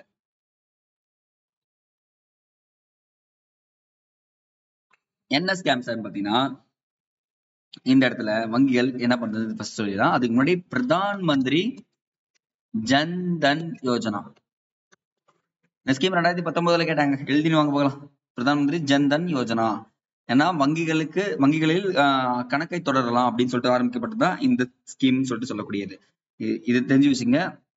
பட் எக்ஸாம் பாயிண்ட் ஆஃப் வியூல வங்கினா என்ன, தனியார் துறை வங்கினா என்ன, பொதுத்துறை வங்கினா என்னன்னு தெரிஞ்சுக்கலாம். இந்த பஞ்சாப் நேஷனல் பேங்க்னு ஒரு பேங்க் இருக்குங்க. யாருன்னா நம்மளோட சுதந்திர போராட்ட தியாகி லாலா லஜபதி ராய் இருக்காரு பாத்தீங்களா, அவரும் கொஞ்சம் கூட பேர் 4 பேர் சேர்ந்து உருவாக்குறாங்க இந்த பஞ்சாப் நேஷனல் பேங்க். இது ஒரு பொதுத்துறை வங்கியா வைக்கிறாங்க. இந்த வங்கிகள் எல்லாமே ஒரு குறிப்பிட்ட காலத்துல இந்தியாவுடைய முன்னேற்றத்துக்கு உதவவே இல்லை. எப்படி பார்த்தாலும் கடன் கொடுக்க மாட்டான், கடன் அதிகமா வட்டி கொடுக்குறான். அப்ப என்ன ஆயிடுது, இந்தியா முன்னேற்றத்துக்கு உதவாம நீ வச்சுக்கிட்டு நான் என்ன பண்ணிடுறேன், தேசியமயமாக்கப்படுறதுன்னு சொல்லிட்டு சில விஷயங்கள் கொண்டு வந்துடுறாங்க. இந்த தேசியமயமாக்கப்பட்ட வங்கிகள் நிறுவன செயல்பாடுகள் அரசாங்கமே கட்டுப்படுத்தி என்ன பண்ணும், ஒழுங்குபடுத்தணும்னு சொல்றாங்க. அப்போ தேசியமயமாக்கப்பட்ட வங்கிகள் பாத்தீங்கன்னா இப்போ government bank, Bharat State Bank, SBI. Note பண்ணுங்க இந்த ஒரு பாயிண்ட், அதிக கிளைகள் கொண்ட வங்கி பாத்தீங்கன்னா எஸ்பிஐங்க. இந்தியாவில அதிக கிளைகள் கொண்ட வங்கி எஸ்பிஐ. 2வது பஞ்சாப் நேஷனல் வங்கின்னு சொல்லக்கூடியது. அடுத்தது பேங்க் ஆஃப் பரோடா, ஓரியண்டல் வணிக வங்கி, அடுத்து அலகாபாத் வங்கி மற்றும் பல இருந்தாலும் பொதுத்துறை வங்கிகளின் பங்குகளை விற்கும் போது தனது பங்குகளின் எண்ணிக்கை அரசு தொடர்ந்து குறைத்து வருகிறது. அப்ப என்னன்னா, இந்த பங்குகள் எல்லாமே தனியார் துறை கிட்ட வித்துருவோம். அது ரொம்ப டேஞ்சருங்க. எப்பெல்லாம் நீங்க பாருங்க நியூஸ் பேப்பர்ல பொதுத்துறை வங்கிகள் பங்குகள் தனியார் துறைக்கு ஒப்படைக்கப்பட்டதுன்னு சொன்னா அவன் தான் லாபம் பெறுவானை காட்டியும் நாம என்ன பண்ண முடியாது, லாபம் பெற முடியாது அப்படின்ற ஒரு வார்த்தை இருக்கிறது. அடுத்து தனியார் துறை வங்கிகள் பார்த்தீங்கன்னா நிறைய சொல்லலாம். இப்ப கேவிபி எல்லாம் எடுத்தீங்கன்னா எனக்கு தெரிஞ்சு 2000 ரூபாய் 4000 ரூபாய் வைக்கணும். யோசிச்சு பாத்துங்க, இந்த பேங்க்ல வச்சிருக்கவங்க எல்லாருமே குட் தான் நான் சொல்லுவேன். வச்சுக்குங்க. ஏன்னா பணம் அதிகமா இருந்துச்சுன்னா வைக்கலாம், தப்பு கிடையாது. அடுத்து சொல்லலாம். நான் இதை பத்தி நான் விழிப்புணர்வு சொல்றேங்க, கவலை வேண்டாங்க. நம்ம எக்ஸாம் பாயிண்ட் ஆஃப் வியூல மட்டும் பார்த்துட்டு வந்துடலாம். பொதுத்துறை வங்கிகள் இதெல்லாம் வேண்டாம். இப்ப எல்லாம் என்ன ஆயிடுச்சு, டிஜிட்டல் மணி. எங்க போனாலும் என்ன பண்றோம், டிஜிட்டலை யூஸ் பண்றோமா. இப்பவும் நான் சொல்றேன் ஒரு விஷயத்த, எத்தனை பேர் பின்பற்றீங்கன்னு தெரியல, பின்பற்றி பாருங்க. உங்க வாழ்க்கையில பணத்துல பற்றாக்குறை ஏற்படாது. இந்த பேடிஎம் போன்பே யூஸ் பண்றதை ரெடியூஸ் பண்ணுங்கன்ற. நான் யூஸ் பண்ண வேணாம்னு சொல்ல, ரெடியூஸ் பண்ணுங்க. இந்த 100 ரூபாய் கிட்டத்தட்ட 1000 ரூபாய் வரைக்குமே நீங்க கையில இருந்து செலவு பண்ணுங்க. அப்பதான் 1000 ரூபாய்ல இவ்வளவு செலவாயிருக்கிறது தெரியும். ஆனா 1000 ரூபாய்க்கு மேல போச்சுன்னா நீங்க பே பண்ணிக்கோங்க. ஏன் நான் சொல்றேன்னா, இந்த 1000 ரூபாய் தாங்க உங்களுடைய டெபிசிட்ல போகும். புரியுதுங்களா? டெபிசிட்னா ஒண்ணு சர்ப்ளஸ் ஆயிடும், அதிகமாயிடும், இல்ல டெபிசிட் பற்றாக்குறை ஆயிடும். நீ 1000 ரூபாய் உங்களுக்கு கண்ணுக்கு தெரியாம நீங்க குறைப்பீங்க. சார் இப்ப டீ குடிக்க போக சார் 20 ரூபா தான் சார் பண்ணணும், நான் ஜிபே பண்றேன் சார். ரொம்ப தப்பு. அதெல்லாம் பண்ணக்கூடாது. உங்க கையில இருந்துச்சா கையில எடுத்து என்ன பண்ணணும், கொடுத்துடணும். இனி வரும் காலங்கள் இதை வச்சுக்கங்க. ஏன்னா பேடிஎம் வந்து பாத்தீங்கன்னா இப்போ கட் பண்றதுக்கு வாய்ப்புகள் நிறையவும் இருக்கும். அடுத்து தேசியமயமாக்கப்பட்ட வங்கிகள் பாத்தீங்கன்னா கண்டிப்பாக சுதந்திரத்துக்கு பின்னர் எந்த ஒரு திட்டமிட போறதுக்கும் இந்த வங்கிகள் உதவல. அப்ப என்ன பண்றாங்க, இந்திரா காந்தி மாதிரி யோசிக்கிறாங்க, இதெல்லாம் வேலைக்கு ஆகாது, அந்த வங்கிகளை தேர்ந்தெடுன்னு சொல்லிட்டு இந்த இடத்துல ப்ரீவியஸ் இயர் கொஸ்டின் ரொம்ப ரொம்ப இம்பார்ட்டன்ட். அரசு 14 பெரிய வணிக வங்கிகளை ஜூலை 19ஆம் தேதி என்ன ஆயிடுச்சு, 1969ஆம் அன்று என்ன ஆயிடுச்சு, தேசியமயமாக்கப்பட்டுச்சு. அப்போ 1969 ஜூலை 19ஆம் தேதி 14 வங்கிகள் தேசியமயமாக்கப்பட்டது. அதே 1980ஆம் ஆண்டு அரசு மேலும் 6 வணிக வங்கிகள் என்ன ஆயிடுச்சு, தேசியமயமாக்கப்பட்டது. இது பல முறை கேட்டிருக்காங்க. பேங்கிங் எக்ஸாம், ரயில்வே எக்ஸாம் எழுதுனா இந்த கொஸ்டின் கேட்கறதுக்கு வாய்ப்பு இருக்கு. அதனுடைய நோக்கங்கள் கொடுத்திருக்காங்க. இது எல்லாமே டிஎன்பிசி ரிலேட்டடா மெயின்ஸ்ல உங்களுக்கு உதவும். ஜஸ்ட் தெரிஞ்சுக்குங்க. இதுல முக்கியமான விஷயம் பாத்தீங்கன்னா, தேசியமயமாக்கப்பட்டதால இந்தியாவில கிராமப்புறத்தில் வாழ்ந்து வராங்க பார்த்தீங்களா, அவங்களுக்கு எல்லாருக்குமே ஒரு லாபம் கிடைக்குது. ஏன்னா அவங்களுடைய அக்கௌண்ட்ல இப்போ அக்கௌண்ட் ஓபன் பண்ணிடுறது பெரிய விஷயம் கிடையாது. பட் ஆனா அது என்ன பண்ண சேவிங்ஸ்ல போடுறவங்களும் இருக்காங்கல்ல, அதனால இது லாபம் தான் சொல்லிட்டு சொல்றாங்க. ஓகேங்களா? அப்புறம் வந்து பாத்தீங்கன்னா தேசியமயமாக்குதல்னு சொல்லிட்டு பாத்தீங்கன்னா இதுல எத்தனை வங்கிகள் இது எல்லாமே என்ன பண்றீங்க, எழுதி ஓட்டுங்க பார்க்கலாம். என்ன இதெல்லாம் படிச்சாகணுமா, தெரிஞ்சுக்கணும். எதுவுமே வந்து வேணாம்னு சொல்லிட்டு சொல்லக்கூடாது. தண்ணி மட்டும் குடிச்சுக்கிறேன்.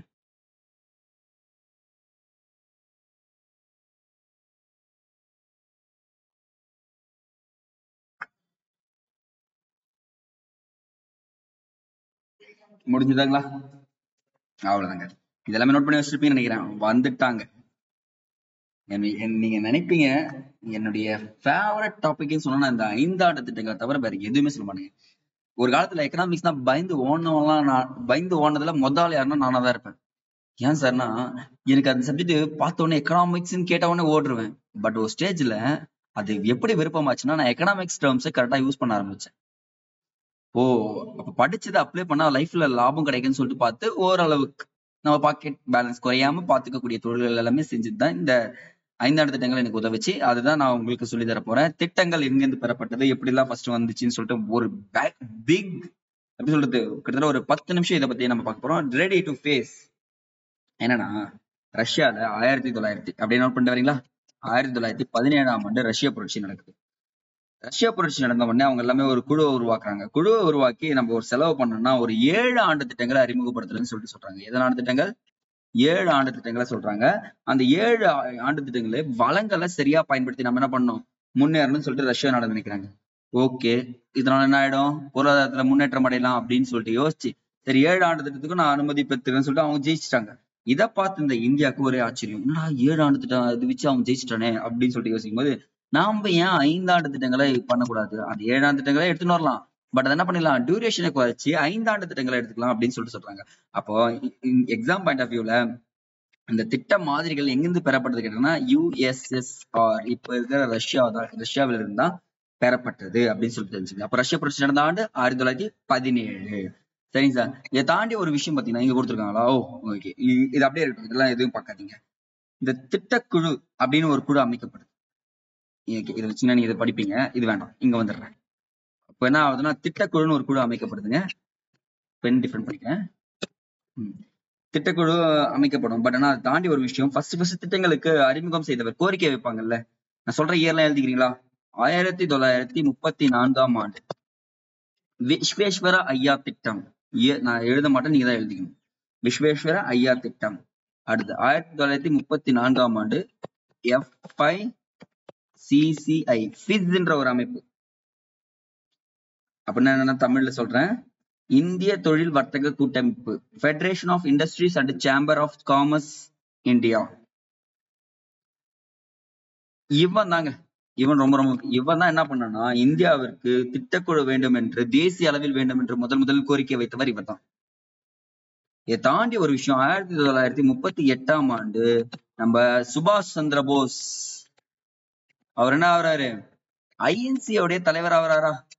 தலைவர் ஆனதும் என்ன சொல்றாரு பாத்தீங்கன்னா, திட்டக்குழு அமைக்கப்படுது நேருடைய தலைமையில். ஹரிபுரா காங்கிரஸ் மாநில அமைச்சிருவாங்க, நேரு தலைமையில் அமைச்சிரும். பட் நேரு என்ன பண்ணுவார் பாத்தீங்கன்னா, கடைசியா அதை விட்டுருவார். ஓகே பாத்துக்கலாம் அப்படின்னு சொல்லிட்டு விட்டுறாரு. சரிங்களா, அதை பத்தி நம்ம டீட்டெயிலாவே பின்னாடி பார்ப்போம். ஆனா இது இன்பிட்வீன் கேப்ல 1944 நோட் பண்ணுங்க, பம்பாய் திட்டம். பம்பாய் திட்டம். அடுத்து 1944 காந்திய திட்டம். காந்தி திட்டம். 1945 மக்கள் திட்டம். அடுத்தது 1950 சர்வோதயா திட்டம். சர்வோதயா திட்டம் அப்படின்னு சொல்லிட்டு திட்டங்கள் வருதுங்க. இந்த 4 திட்டம் மேட்ச்ல ஃபாலோயிங்ல கேட்பாங்க, சோ நோட் பண்ணுங்க. இது என்ன பண்றீங்கன்னா, இந்த பம்பாய் திட்டத்தை பத்தி ஜஸ்ட் 2 இன்ஃபர்மேஷன் சொல்ற கேட்டுங்க. 8 தொழில் அதிபர்கள் இருப்பாங்க பத்தியா, அவங்களால உருவாக்கப்பட்டதாங்க இது. என்கிட்ட கொடுத்துருப்பான், நான் பாத்துக்கிறேன் அப்படின்னு சொல்லிட்டு சொல்றாங்க. அதெல்லாம் செட்டில் ஆகாது. காந்திக்குள்ள வர்றாரு காந்திய திட்டத்தை. இவர் வந்து என்ன பண்றாரு, SN அகர்வால் என்ற ஒரு உள்ள வந்து, இல்ல நான் இந்த வேளாண்மைக்கும் இந்த குடிசை தொழில்களுக்கும் வறுமையை ஒழிக்கிறதுக்கும் நான் பயன்படுத்துறேன், காந்தி திட்டத்தை ஃபாலோ பண்ணுங்க அப்படின்னு சொல்லிட்டு சொல்றாரு. இவங்க 2 பேர்கிட்ட இருந்த மக்களை காப்பாற்றுறதுக்காக ஒரு திட்டத்தை அறிவிக்கிறாங்க, அதான் மக்கள் திட்டம். இது அறிவிச்சவர் யாருன்னு பாத்தீங்கன்னா MN ராய் அப்படின்றவர் தான். கேள்விப்பட்டிருக்கீங்களா? கம்யூனிஸ்ட் பார்ட்டியை இந்தியாவில் தோற்றுவித்தார். இவர் என்ன பண்றாரு பாத்தீங்கன்னா, கம்யூனிஸ்ட் ஐடியாவும் சோசியலிஸ்ட் ஐடியாவும் ஒன்னா வச்சு பொதுப்பணித்துறைக்கு நீ என்ன பண்ற முக்கியத்துவம் கொடுன்னு சொல்லிட்டு சொல்றாரு. அடுத்தது சர்வோதயா திட்டம். சர்வோதயா திட்டத்தை ஞாபகம் வச்சுங்க. 1950 ஜெயபிரகாஷ் நாராயணன் அவர் தான் வந்து பாத்தீங்கன்னா ஜனதா கட்சியை தோற்றுவித்தவர். அவர் தான். அவர் வந்து என்ன சொல்ற பாத்தீங்கன்னா, அந்த லேண்ட் ரிஃபார்ம் அப்படின்ற ஒரு வார்த்தையை பயன்படுத்துறாரு. லேண்ட் ரிஃபார்ம்னா அப்ப காந்திக்கும் வினோபா பாவேக்கும் இந்த திட்டங்கள் 2ம் சமப்பட்ட இருக்கு அப்படின்ற ஒரு விஷயத்த கொண்டு வந்து இது 4மே கேட்டிருப்பாங்க. அப்போ பம்பாய் திட்டம் 8 தொழில் முனைவர்கள், காந்தி திட்டம் SN அகர்வால், MN ராய் மக்கள் திட்டம், சர்வோதயா திட்டம் யாரு, ஜெயபிரகாஷ் நாராயணன். இது நான் மேட்ச்ல ஃபாலோயிங்ல கேட்பேன் சார், புக்ல இல்லையே கேட்கலையேன்னு சொல்லிட்டுலாம் கேட்க கூடாது. படிச்சிருந்தா கண்டிப்பா என்ன பண்ணலாம், அட்டன் பண்ணலாம். கேட்பேங்க, நோ எக்ஸ்கியூஸ். சரிங்க, இந்த திட்டம் எல்லாம் அறிவிச்சிச்சு. ஆனா இந்தியா 1947 என்ன ஆயிடுச்சு, சுதந்திரம் பெற்றுட்டான். சுதந்திரம் பெற்றவன சும்மா இருப்பாங்களா? இதுவரை இந்தியா 12 ஐந்தாண்டு திட்டங்களை வெளிப்படுத்தி உள்ளது. நோட் பண்ணுங்க.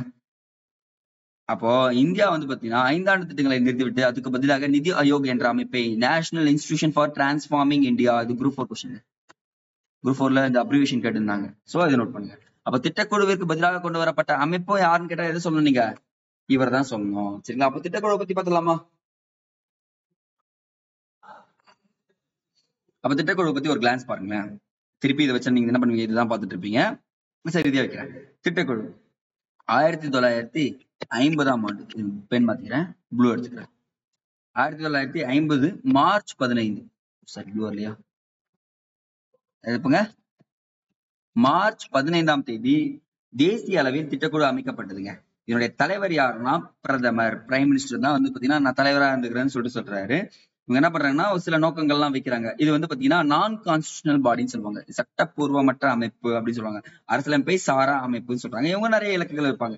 சரிங்க சார், இவங்க திட்டக்குழுவுக்கு ஒப்புதல் தரத்துக்காக ஒரு குழு உருவாக்கப்பட்டது. அந்த குழு தான் வந்து பாத்தீங்கன்னா NDCன்னு சொல்லுவாங்க. NDC, நேஷனல் டெவலப்மெண்ட் கவுன்சில் சொல்லக்கூடியது. இது வந்து பாத்தீங்கன்னா தேசிய வளர்ச்சி சபைன்னு சொல்லுவாங்க. அப்ப திட்டக்குழுவிற்கு ஒப்புதல் தரும் அமைப்பு யாருன்னா NDC தான். முடிஞ்சு போச்சா பண்ணு, நீ திட்டம் எல்லாம் போட்டுக்கோ, ஆனா ஒப்புதல் யார்கிட்ட வாங்கணும், என்கிட்ட தான் வாங்கணும். ஆனா இதுல ஒரு ட்விஸ்ட் என்ன, இதனுடைய தலைவரும் பிரதமர்.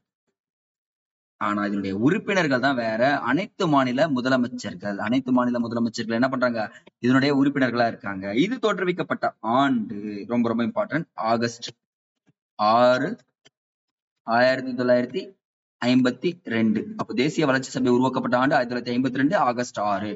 பாருங்க, திட்டக்குழு உருவாக்கப்பட்ட ஆண்டு 1950 மார்ச் 15. திட்டக்குழுவிற்கு ஒப்புதல் தரும் அமைப்பு தேசிய வளர்ச்சி சபை உருவாக்கப்பட்ட 2 வருஷம் கழிச்சு ஆரம்பிக்கிறாங்க. இதனுடைய தலைவரும் பிரதமராக இருக்கிற உறுப்பினர்கள் இருக்காங்க. உறுப்பினர்கள் திட்டக்குழுல முதலமைச்சர்கள் கிடையாது அப்படின்னு போச்சுங்க. அப்போ ஒவ்வொரு திட்டமா ஒவ்வொரு ஆண்டு வைக்கிறாங்க. அந்த திட்டக்குழு என்னென்னன்றதும் எக்ஸ்ட்ரா இன்ஃபர்மேஷன் என்னன்றதும் நான் சொல்ல போறேன். ஜஸ்ட் ரெடியா? Ready to fight? நான் சொன்னா இல்லையா, எக்ஸ்ட்ரா இன்ஃபர்மேஷன் நிறைய சொல்லணும்னா கண்டிப்பா சொல்லுவேன். ஏன்னா நான் படிச்சது அவ்வளவு கிட்டத்தட்ட ஒரு எப்படி சொல்றதுன்னா கரைச்சிட்டேன் இது ஃபுல்லாவே. ஏன்னா அவ்வளவு இன்ட்ரெஸ்டிங்கான டாபிக் இது பாத்தீங்கன்னா திட்டக்குழுன்றது. ஜஸ்ட் எந்த பென் யூஸ் பண்ணலாம் பாத்தீங்கன்னா இப்போதைக்கு நம்ம இந்த பென் யூஸ் பண்ணி பார்ப்போமா, நல்லா இருக்குமாட்டு? நல்லாதான் இருக்கு, பட் ஆனா டிம்மா தெரியுற மாதிரி இருக்கு. 1 செகண்ட் கோச்சுக்காதீங்க. கிரீன் பென், கிரீன் நல்லா இருக்குங்க. ஓகேங்க, நம்மளாம் கிரீன்ல சொல்லிக்கலாம். முதல் 5 ஆண்டு திட்டம். முதல் 5 ஆண்டு திட்டம் ரொம்ப ரொம்ப இம்பார்ட்டன்ட். நோட் பண்ணலாமா? எழுதுங்க. முதல் 5 ஆண்டு திட்டம் போட்டீங்களா? இந்த திட்டத்தை எந்த மாதிரி கொண்டதுன்னா ஹெரால்ட் டோமர் மாதிரி. ஃபர்ஸ்ட் பாயிண்ட் அதான் முடிஞ்சிச்சு. ஹெரால்ட் டோமர் மாதிரியை அடிப்படையாக கொண்டதுதான் இந்த திட்டம் சொல்லிட்டு சொல்றாங்க. இந்த திட்டத்தை வடிவமைத்தவர் யாருன்னா KN ராஜ். KN ராஜ் அப்படின்றவர் தான் பாத்தீங்கன்னா இந்த திட்டத்தை வடிவமைத்திருப்பாரு. இந்த இடத்துல நிறைய விஷயம் சொல்லுவாங்க. உணவு பற்றாக்குறை ஏற்படுமா? அப்போ முதல்ல இந்த திட்டம் வேளாண்மைக்கு முக்கியத்துவம் கொடுக்கப்பட்டது. எதுக்கு முக்கியத்துவம் கொடுக்கப்பட்டது? வேளாண்மைக்கு முக்கியத்துவம் கொடுக்கப்பட்டது அப்படின்னு சொல்லுங்க. அப்ப அது மட்டும் தாண்டி ஒரு விஷயம் பாத்தீங்கன்னா எக்ஸ்ட்ரா பாயிண்ட் எழுதுங்க. நீர்ப்பாசனம், மின்சாரம்,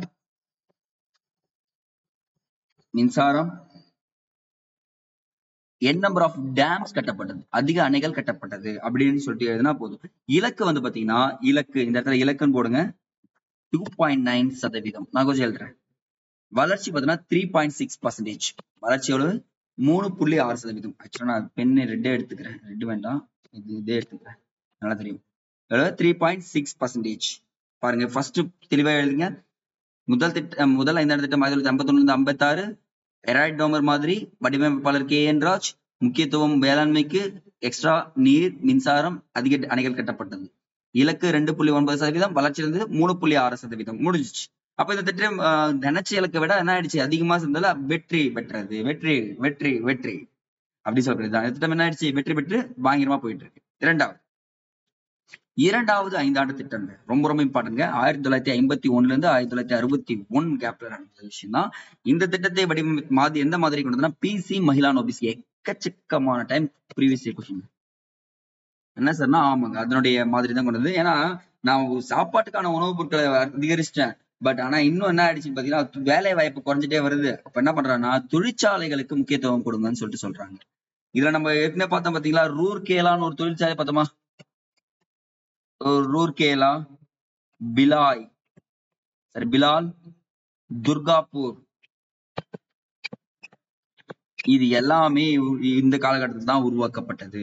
அப்ப இதனுடைய இலக்கு ஒண்ணு வைக்கிறாங்க சரிங்களா. இதனுடைய இலக்கு 4.3% வைக்கிறாங்க. பட் வளர்ச்சி அடைஞ்சிச்சு, வெற்றி பெற்றதுதான். ஏன்னா 1% தான், கொஞ்சம் 2% தான் கம்மியாச்சு. பட் என்ன ஆயிடுச்சு? இந்த திட்டம் வெற்றி பெற்று ஜாலியா போயிட்டு இருக்கும். அப்ப இந்த PC மகிலானோபிஸ் தொழிற்சாலைக்கு முக்கியத்துவம், 3 கம்பெனிகள், 4 இலக்கு, 4.1 வெற்றி அப்படின்னு ஞாபகம் போதும். அடுத்தது 3வது 5 ஆண்டு திட்டம். என்ன சார் நடந்திருக்கும் அந்த 3வது 5 ஆண்டு திட்டம்? பாத்தீங்கன்னா நமக்கு உண்மையாவே ரொம்ப துயரம் ஏற்பட்ட ஒரு ஆண்டு சொல்றா இதுதான் நான் சொல்லுவேன். ஏன்னா 1962 சும்மா இல்லாம நம்ம பங்காளி ஒருத்தன் இருப்பான்ல, சைனாக்காரன், நம்ம கூட போர் செய்யறான், ஆனா அவன் ஜெயிச்சிடறாங்க. அதுல ரொம்ப அடிபட்டுருவோம். 1965 நம்மளுடைய இன்னொரு பங்காளி இருப்பான்ல, பாகிஸ்தான்காரன், அவனை போட்டு துவம்சம் பண்றோம். பாகிஸ்தான் பாரு, சைனாவா இது பாகிஸ்தான் பார். ஆனா இன்பிட்வீன் 1964 நேரு மரணம். எவ்வளவு விஷயம் பாருங்க. நேரு மரணம் அடைஞ்சாரு. இது 3த்தையும் நம்ம சமாளிக்கிறதுக்கு இந்த 3வது 5 திட்டம் ஃபெயிலியர் தான் போச்சு. உண்மையே ஃபெயிலியர், பிக் ஃபெயிலியர் தான். பட் ஆனா காரணம் இதுதான். ஏன்னா இவங்க சைனா கூட வாரு, பாகிஸ்தான் கூட வாரு, அட் த சேம் டைம்ல நேரு மரணம் எப்படி தாங்கிக்க முடியும்? பட் ஆனா ஃபெயிலியர். ஆனா அந்த திட்டத்தோட மாதிரிகள் ரொம்ப முக்கியம். 3வது 5 திட்டம் காட்கில் மாதிரியே கொண்டது. எந்த மாதிரி?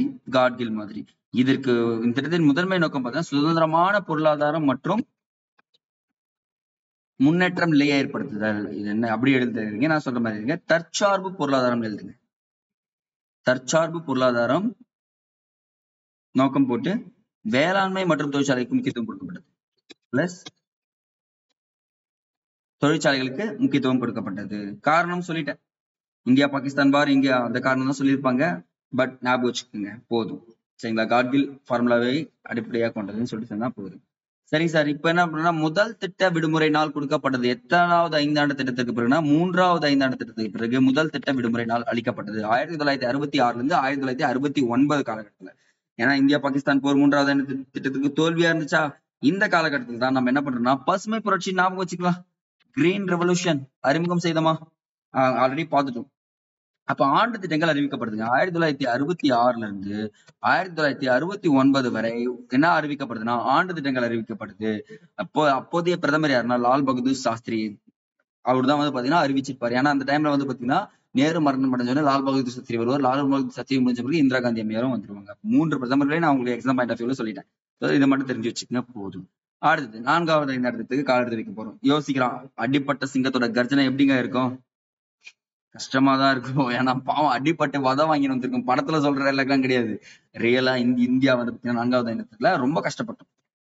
ஏன்னா இதனுடைய மாதிரி வந்து பாத்தீங்கன்னா லியாண்டி மாதிரிங்க. நோட் பண்ணுங்க, லியாண்டி மாதிரி அடிப்படையாக கொண்டது. இதனுடைய மாதிரி லியாண்டி மாதிரின்னு சொல்லக்கூடியது. இதனுடைய நோக்கம் என்னன்னு பாத்தீங்கன்னா ரொம்ப ரொம்ப இம்பார்ட்டன்ட்ங்க, நிலையான மற்றும் தற்சார்பு நிலையை அடைவதாகும். நிலையான மற்றும் தற்சார்பு நிலையை அடைவதாகும் சொல்லிட்டு சொல்றாங்க. நோக்கம் ரொம்ப ரொம்ப இம்பார்ட்டன்ட். நோட் பண்ணுங்க பார்க்கலாம். இந்த கேப்ல இலக்கு ஒண்ணு நினைச்சாங்க 5.7%. பட் வளர்ச்சி எட்ட முடியல. 3.3%. பரவாயில்ல. ஏன்னா நமக்கு இன்னொருத்தன் ஒரு பங்காளி இருக்கான்ல, யாருன்னா பங்களாதேஷ். அந்த பங்காளிக்கு நம்ம ஹெல்ப் பண்ணுங்க. 1971 பாகிஸ்தான்காரன் அவங்க மேல வார் தெரிவிச்சிட்டான். சென்ட்ரல்ல நம்மள காட்டுன்னு தானே போனோம், நம்ம எப்படி விடுவோம்? அந்த வார்ல பாகிஸ்தானை புரட்டி எடுத்து நம்ம என்ன பண்ணிட்டோம், வங்கதேசத்துக்கு சுதந்திரத்தை அறிவிச்சோம். அப்போ வங்கதேசம் சுதந்திரம் அடைந்த ஆண்டுன்னு சொல்லிட்டு கேட்டாங்க. நீங்க என்ன சொல்லலாம்? 1971 சொல்லலாமா பாருங்க. திட்டம் தோல்வி பெருசு கிடையாது, நம்ம தோத்தன்ற பெருசு கிடையாது. ஒரு நாட்டை நம்ம காப்பாத்திருக்கோம் அப்படின்னு நினைச்சுக்கோம் எக்ஸாம் பாயிண்ட் ஆஃப் வியூல. ஆனா இந்த திட்டத்துல பாத்தீங்கன்னா நிலையான வளர்ச்சி மற்றும் தற்சார்பு நிலையை அடைதலாக்கும். நோக்கம் மட்டும் நோட் பண்ணுங்க, வேற எதுவும் வேண்டாம். எல்லாமே இன்டர்லிங்கிங்க. நீங்க சார் எக்ஸ்ட்ரா இன்ஃபர்மேஷன் சொல்றீங்க சார், அதெல்லாம் கிடையாது. நீங்க கவனிச்சுதான் ஆகணும், அப்பதான் பாஸ் பண்ண முடியும். நல்லா இருக்கும் பாருங்களேன். 5வது ஐந்தாண்டு திட்டம். இந்த 5வது ஐந்தாண்டு திட்டத்துக்கு தயாரித்தவர் யாருன்னா டிபி தாருங்க. ஃபர்ஸ்ட் டிபி தார் தான் வந்து பாத்தீங்கன்னா இந்த வடிவமைத்தவர். இதை வந்து பாத்தீங்கன்னா வேளாண் தொழில், சுரங்க தொழிலுக்கு முன்னுரிமை கொடுக்கப்படுது. இந்த வளங்கள் எடுக்கணும்னு சொல்லிட்டீங்கன்னா வேளாண் தொழிற்சாலைகளுக்கும் சுரங்க தொழிற்சாலைக்கும் முன்னுரிமை கொடுக்கப்பட்டது. ஆனா இலக்கு 4.4%, வளர்ச்சி 4.8% அடைச்சுக்க. அபரிவிதமான வெற்றிங்க. ஜெயிச்சிட்டோமாரா, ஜெயிச்சிட்டோம் அப்படின்ற ஒரு விஷயங்க. 5ல 5 பேரை தூக்கி துவம்சம் பண்றேன்னு சொல்லுவாங்க பாத்தீங்கன்னா, அப்படி ஜெயிச்சு முடிச்சிடும். ஆனா தேசிய வருவாய் வீதம் இங்க நோட் பண்ணுங்க, ஒரு பாயிண்ட் நான் சொல்றது அப்படியே எழுந்து போகலாம். தேசிய வருவாய் வளர்ச்சி வீதம் மிக அதிகமாக இருந்தது இதுதாங்க. தேசிய வருவாய் வளர்ச்சி வீதம் 100 ரூபாய்னா அடுத்த வருஷம் 100 ரூபாய் வந்தா வளர்ச்சி கிடையாது, அவ்வளவுதான். ஆனா 100 ரூபாய்னா 1000 ரூபாய் வருது, பெரிய வளர்ச்சியா? அதுதான் இங்க சொல்றாங்க. தேசிய வருவாய் வளர்ச்சி விகிதம் மிக அதிகமாக இருந்தது. எந்த திட்டம் தான்? இந்த திட்டம் தான். பட் ஆனா இந்த திட்டம் முடியறதுக்கு முன்னாடி 4 ஆண்டுகளிலே என்ன ஆயிடுச்சுன்னு பாத்தீங்கன்னா டிபிதார் இதெல்லாம் நம்ம உள்ள சொல்லிட்டு இருப்போம், பிரச்சனை கிடையாது. பாட்டு நிறுத்திடுறான். ஏன்னா சும்மாவே இருக்க மாட்டாங்க இந்த கட்சினால. என்ன பண்றான், டக்கு டக்குன்னு ஓராண்டுக்கு பாருங்க, இத்திட்டம் 1978ஆம் ஆண்டு ஓராண்டுக்கு முன்பே நிறுத்தப்பட்டது. ஏன்னா மொரார்ஜி தேசாய் காங்கிரஸ் அல்லாத முதல் கட்சி என்ன ஆயிடுச்சுன்னா இப்பதான் ஆட்சி பொறுப்பை ஏற்றாங்க. யாருன்னு பாத்தீங்கன்னா மொரார்ஜி தேசாய். 1978 இருந்து 79 வரைக்கும் 1 வருட காலத்திற்கு ஒரு திட்டத்தை அறிவிக்கிறாரு. அதுதான் சுழல் திட்டம். இது வந்து பாத்தீங்கன்னா சுழல் திட்டம் ஜப்பான் மாடல் கொண்டதுங்க. ஜப்பானீஸ் மாதிரி சொல்லக்கூடியது, ஜப்பான் மாதிரி அடிப்படையாக கொண்டதுதான் இந்த சுழல் திட்டம். இவரும் என்ன பண்றாருன்னா முதல்ல இருந்து கோட்டை அழிச்சிட்டு வர்றாரு. வேளாண்மைக்கு முக்கியத்துவம் கொடுப்பா அப்படின்னு ஆரம்பிச்சிடுறாரு மொரார்ஜி தேசாய். அப்புறம் என்ன ஆயிடுச்சுன்னு பாத்தீங்கன்னா மொரார்ஜி தேசாய் ஆட்சியை ஈஸியா இந்திரா காந்தி அம்மையார் கழிச்சிருவாங்க. ஏன்னா the land lady of India அப்படின்னு சொல்லலாம், நம்ம நிறைய பேர் சொல்லலாம். அதுல இந்திரா காந்தி அம்மையாரும் ஒண்ணு. அவங்க ஈஸியா கழிச்சு என்ன பண்றாங்க, ஆட்சியை பிடிச்சிடுறாங்க. ரொம்ப ரொம்ப இம்பார்ட்டன்ட் திட்டம் 6வது ஐந்தாண்டு திட்டம். இயர்லாம் நீங்களே எழுதிக்கணுங்க. இத்திட்டத்தின் அடிப்படை நோக்கமே கரேபி அட்டாவோ அப்படின்னா என்னன்னா, இது வந்து இந்தி வார்த்தை, தமிழ்ல வறுமை ஒழிப்பு. இப்போ வறுமை ஒழிப்பு எந்த ஐந்தாண்டு திட்டம் சொல்லிட்டு கேட்டாங்கன்னா நீங்க என்ன சொல்லணும், 6வது ஐந்தாண்டு திட்டம். இது ஒரு நீண்ட கால செயல் திட்டம்ங்க. ஏன்னா வறுமையை ஒழிக்கணும்னா கண்டிப்பா என்ன பண்ணி ஆகணும், முதலீட்டை அதிகரிக்கணும் அப்படின்னு சொல்லிட்டு ஒரு விஷயத்தை இங்க கொண்டு வராங்க. அதுக்கப்புறம் இதனுடைய இலக்கு 5.2 வச்சு 5.7 வளர்ச்சி எட்டப்படுது. இந்திரா காந்தி அம்மையார் அனைவராலும் போற்றப்படுகிறார். இதுதான் பெரிய விஷயமே ஏற்பட்டுச்சு. அப்போ இந்த திட்டம் வெற்றி அடைஞ்சுன்னா கேட்டா 6வது திட்டம் வெற்றி பெற்றதுன்னு சொல்றாங்க. அடுத்தது 7வது ஐந்தாண்டு திட்டத்தை வடிவமைச்சவர் யாருன்னா உங்களுக்கு நல்லாவே தெரிஞ்சிருக்கும். பிரணாப் முகர்ஜி கேள்விப்பட்டிருக்கீங்களா? பிரணாப் முகர்ஜி அவர் தான் வந்து பாத்தீங்கன்னா வடிவமைப்பாளர். இந்த இடத்துல ஒரு விஷயத்தை தெளிவாக்குறாங்க. இந்த திட்டத்தின் முக்கிய நோக்கம் தன்னிறைவு பொருளாதாரத்தை உருவாக்குதல், ஆக்கப்பூர்வமான வேலை வாய்ப்பை வழங்குதல், employment generation and sustainable development சொல்லக்கூடியது. இது ரெண்டுத்தையும் எடுத்துன்னு வரணும்னு சொல்றாங்க. அது மட்டும் இல்லாம சமூக நீதியும் உள்ள ஒரு விஷயம் இருக்காங்க. அப்போ முதலாக பொதுத்துறைக்கு மேலாக தனியார் துறைக்கு முன்னுரிமை வழங்கப்பட்டது எந்த திட்டத்தின் பார்த்தீங்கன்னா 7வது ஐந்தாண்டு திட்டம். நோட் பண்ணுங்க. முதலாக தனியார் பொதுத்துறைக்கு மேலாக தனியார் துறைக்கு முன்னுரிமை வழங்கப்பட்டது எதுன்னு கேட்டாங்கன்னா 7வது ஐந்தாண்டு திட்டம். அப்ப இதுதான் தனியார் துறையின் வெற்றியாக அமைந்தது 7 தான். பாருங்க, பிளாஸ்டிக் போரும் 7, பெருங்கலகமும் 7, இந்தியா சுதந்திரம் அடைஞ்சது 7, 7வது ஐந்தாண்டு திட்டத்துல தனியார் திட்டமும் 8 தான். அப்ப 7ன்றது எவ்வளவு ஃபேவரட் நம்பரா இருக்கு பாருங்களேன் இங்க. செகண்ட். அப்ப இந்த திட்டத்தின் இலக்கு வந்து பாத்தீங்கன்னா 5% வைக்கிறாங்க. பட் வளர்ச்சி வந்து 6%. அப்படி அபரிவிதமான வளர்ச்சி. ஜெயிச்சிருமா? அப்போ 7வது ஐந்தாண்டு திட்டத்துல ஜெயிச்சு முன்னேற்றம் அடைஞ்சிட்டோம். பட் ஆனா இந்த இடத்துல கேப்ல ஆண்டு திட்டங்கள் அறிமுகம் செய்யப்படுதுங்க. ஏன்னா இந்த மைய அரசியல் சென்ட்ரல் கவர்மெண்ட்ல என்ன ஆயிடுச்சுன்னா ரொம்ப குழப்பமா இருந்துச்சு. இவன் சொல்லிட்டு எந்த ஒரு திட்டமும் போடாம இருந்தான். இன்பிட்வீன் கேப்ல இந்த வளைகுடா போர்னு சொல்லிட்டு கேள்விப்படுறீங்களா? இந்த கல்ஃப் கண்ட்ரிஸ் அவங்க எல்லாமே என்ன பண்றாங்கன்னா போர்ல ஈடுபட்டாங்க. சோ இப்பதான் மன்மோகன் சிங் உள்ள வருவார்.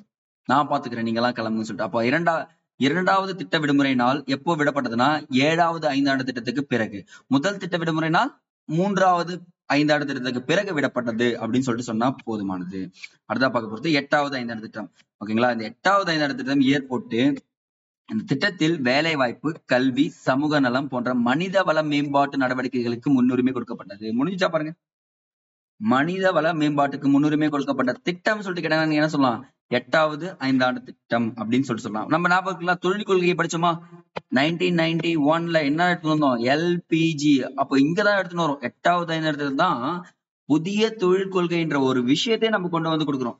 அப்போ என்ன ஆகுதுன்னா இந்த திட்டத்துல பயங்கரமான வளர்ச்சிங்க, அசுர வளர்ச்சின்னு சொல்லக்கூடியது. 5.6% இலக்க வச்சு 6.8% இலக்கை எட்டி பெருசா இந்தியா வந்து பாத்தீங்கன்னா உலக அளவுல தெரிய ஆரம்பிக்குது.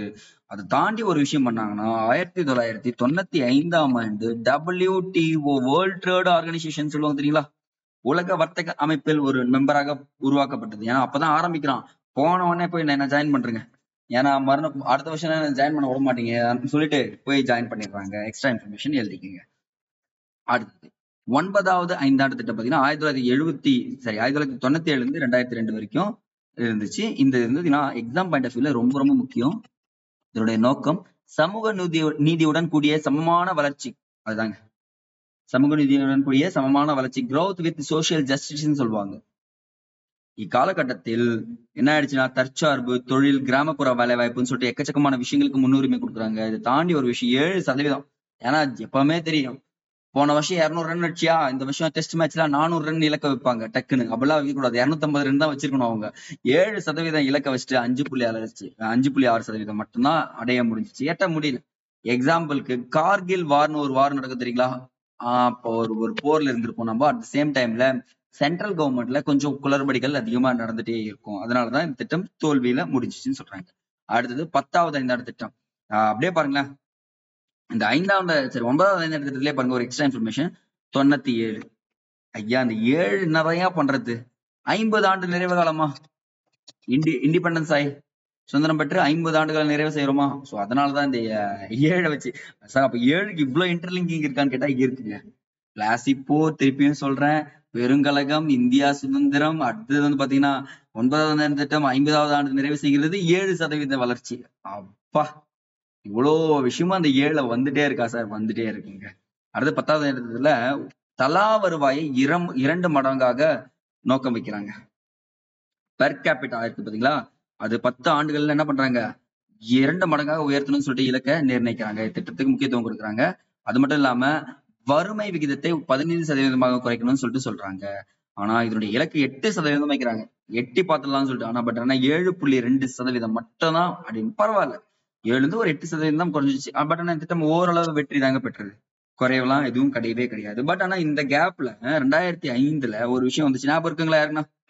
2005 வரைக்குமே எனக்கு RTI தகவல் அறியும் உரிமை சட்டம்னா என்னன்னே தெரியாது சார். சார் சுனாமி 2004 வந்துச்சா? அப்பதாங்க 2005 பேரிடர் மேலாண்மை சட்டம் அப்படின்னு ஒண்ணு போடப்படுது. அப்ப இதை தெரிஞ்சுங்க. Extra information just read out மட்டும் பண்ணிக்கோங்க. அடுத்தது 11வது ஐந்தாண்டு திட்டம்.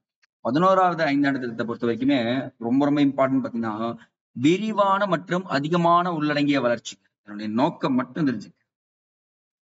இலக்கு 8.1%, வளர்ச்சி 7.9%. பயங்கர வெற்றி. உண்மையே சொன்னா பெரிய இலக்கா வச்சு அதுல 2% குறைஞ்சா தப்பு கிடையாது. சின்ன இலக்கா வச்சு குறைஞ்சாதான் தப்பு. 8% வச்சு என்ன பண்ணிட்டாங்க, இதுல வெற்றி பெற்றாங்க. இதுல வந்து எக்ஸ்ட்ரா இன்ஃபர்மேஷன் வந்து பாத்தீங்கன்னா, வேளாண்மைக்கு 4%, தொழிலுக்கு 11% தனித்தனியா பிரிச்சு கொடுத்துடுறாங்க.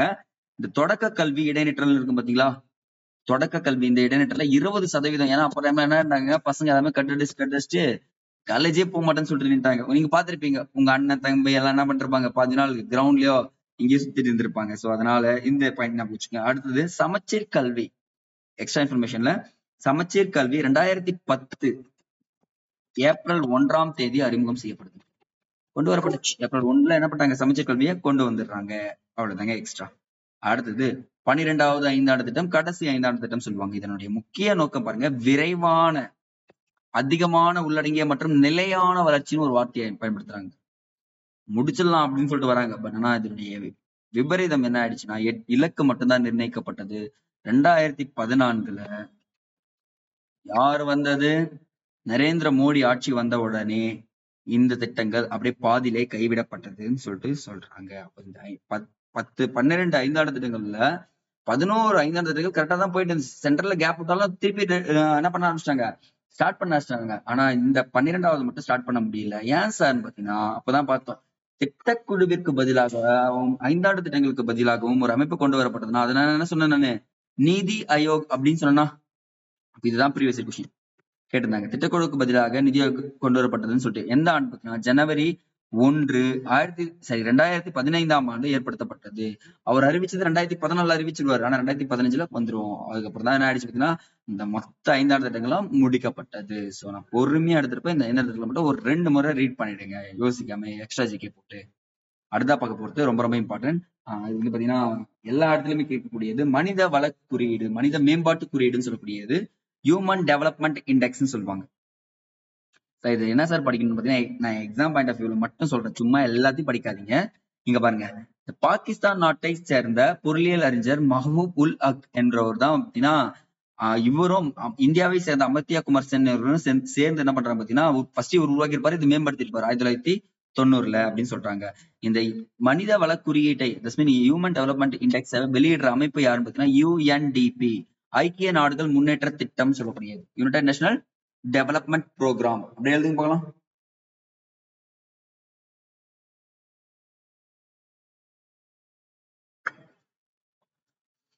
ஓகே சார், இந்த ஹியூமன் டெவலப்மெண்ட் இண்டெக்ஸ்ல என்னென்ன சார் வந்து பாத்தீங்கன்னா, ஒரு 3 குறியீடை வச்சு இதெல்லாம் இருந்துச்சுன்னா என்ன பண்ணலாம் பாத்தீங்கன்னா, நாட்டை முன்னேற்றிக்கலாம், மக்களுடைய வாழ்க்கை தரத்தை முன்னேற்றலாம்னு சொல்லுவாங்க. இதுல இருக்கிறத பாருங்க, மனிதனுடைய ஆயுட்காலம், ஹியூமனுடைய லைஃப். 2வது அவனுடைய எஜுகேஷன் சொல்லக்கூடியது, கல்வி. 3வது தனிநபர் வருமானம், அவனுடைய தனிநபர் வருமானத்தை அதிகரிச்சுன்னா என்ன பண்ணிடலாம் பாத்தீங்கன்னா, அவங்க முன்னேறிடலாம்னு சொல்லிட்டு சொல்றாங்க. பட் இந்தியா வந்து பாத்தீங்கன்னா 2016 133வது இடத்துல இருந்திருக்காங்க. 2016 133வது இடத்துலயும் ஒரு குறிப்பிட்ட 2016 131வது இடத்துல இருந்திருக்கும். சரிங்களா? 2016 இப்படி இப்ப என்னன்னா 2023வது அறிக்கையின்படி எத்தனாவது இடம்னு சொல்லிட்டு நீங்க என்ன பண்றோம், ஹியூமன் டெவலப்மெண்ட் இண்டெக்ஸ் போட்டீங்கன்னா உங்களுக்கு வந்துடும். எக்ஸ்ட்ரா இன்ஃபர்மேஷன் எழுதி வைங்க, உங்களுக்கு ரொம்ப ரொம்ப உதவும். அது மட்டும் படிங்க, வேற எதுவும் வேண்டாம். பட் இதை என்ன பண்ணிருப்பான்னு பாத்தீங்கன்னா, இந்த மனித மேம்பாட்டு குறியீடுகள் கணக்கிடாது மனித வளர்ச்சிக்கான முக்கிய அம்சங்களை புறக்கணிக்கிறது அப்படின்னு சொல்லிட்டு என்ன பண்றாருன்னா, பிஸ்வஜித் குப்கா அப்படின்றவர் என்ன பண்றாருன்னா, HDI1, HDI2, HDI3, HDI4 சொல்லிட்டு 4 விதமான குறியீடுகளை உருவாக்கினார். அப்ப எக்ஸாம் பாயிண்ட் ஆஃப் வியூல 4 விதமான குறியீடுகளை உருவாக்கியவர் யாருன்னா பிஸ்வஜித் குப்கா அப்படின்றத சொன்னா போதும். அடுத்தது ஹியூமன் டெவலப்மெண்ட் இண்டெக்ஸ்ல முதல் 3 நாடுகள் நார்வே, ஆஸ்திரியா, சுவிட்சர்லாந்து. இது 3மே இவ்வளவு வச்சிருந்தாங்க. பட் இப்ப என்ன பண்றீங்கன்னா, இப்ப என்னென்ன இருக்குன்னு சொல்லிட்டு பாத்துருங்க. அடுத்தது செயல்திறன் குறியீட்டு எண் அப்படின்னு சொல்லக்கூடியது physical quality of life index. இது பாருங்க, நான் இங்கிலீஷ்லயும் சொல்லும் போது இங்கிலீஷ்லயும் எழுதணும். நீங்க சம்டைம்ஸ் யூனிட் 8லயும் எக்கனாமிக்ஸ்லயும் கரண்ட் அஃபேர்ஸ்லயும் கேட்கக்கூடிய கேள்விகள் இது வந்து பாத்தீங்கன்னா அப்ரிவேஷனா வச்சிருவாங்க. பிசிக்கல் குவாலிட்டி ஆஃப் லைஃப் இண்டெக்ஸ்னு சொல்லக்கூடியது. இது வந்து பாத்தீங்கன்னா மோரிஸ் டி மோரிஸ் அப்படின்றவர் வந்து தான் உருவாக்கியிருப்பாரு. இது ஒரு வாழ்க்கை தரத்தினை அளவிட பயன்படுகிறதுன்னு சொல்லிட்டு சொல்றாங்க. சார் இதுக்கு ஒரு சில விஷயங்கள்லாம் வைக்கிறாங்கல்ல, அதுக்கும் 3 மாதிரி இதுக்கும் எதிர்பார்ப்பு ஆயுட்காலம், குழந்தை இறப்பு விகிதம், எழுத்தறிவு விகிதம், இது எல்லாத்தையும் நீங்க என்ன பண்ணணும், 3 குறியீடுகளை பயன்படுத்துங்க. இந்த குறியீடுகள் எல்லாமே எழுதுவீங்க. ஆனா இந்த 3 குறியீட்டையுமே ஸ்வீடன் நாடு 1971 அடைஞ்சிடறான். 1973 சாரி 73 என்ன பண்ணிடுறான், இந்த குறியீடு எல்லாத்தையும் அடைஞ்சு அவன் தான் அடைஞ்சிட்டேன் அப்படின்னு சொல்லிட்டு சொல்லிடுறான். அப்போ இந்த இடத்துல இந்த 2 மட்டும் சொன்னா படிச்சா போதும், வேற எல்லாத்தையும் உட்காந்து வேஸ்ட் டைம் படிக்காதீங்க. ஆனா இந்த வேறுபாடு பாருங்க, HDIயில் வருமானம் சேர்க்கப்படுகிறது, HDI PQLIயில் வருமானம் நீக்கப்படுகிறது அப்படின்னு சொன்னா மட்டும் போதும், வேற எதுவும் தேவையில்லை. அப்ப பாருங்க எக்ஸாம் பாயிண்ட் ஆஃப் வியூல எவ்வளவு பெரிய லெசன். அந்த லெசன் பெருசுலாம் நினைக்காதீங்க, புரிஞ்சு படிச்சா பிடிக்கலாம். அப்ப எக்கனாமிக்ஸ் ஈஸியா கஷ்டமான்றது உங்களுக்கு நல்லாவே தெரிஞ்சிருக்கும். ஸோ என்ன பண்றீங்கன்னா உட்காந்து ரீட் அவுட் பண்ணுங்க. ஒரு இதுக்கு மட்டும் ஒரு 4 டைம்ஸ் படிங்க. எக்ஸாம் போறதுக்குள்ள என்ன பண்ணணும்னா, நீங்க என்னைக்கு படிக்கலாம், எக்ஸாம் போறதுக்குள்ள 4 டைம்ஸ் பொறுமையா 1 மணி நேரம் நீங்க எடுத்து படிச்சாலும் ஓகே தான். இது ஃபுல்லா முடிச்சிட்டீங்கன்னா கண்டிப்பா உங்க மார்க் குறையாதுன்றதை நான் உங்களுக்கு கேரண்டியா சொல்றேன். அடுத்த வீடியோ பதிவில் சந்திக்கலாம். நன்றி.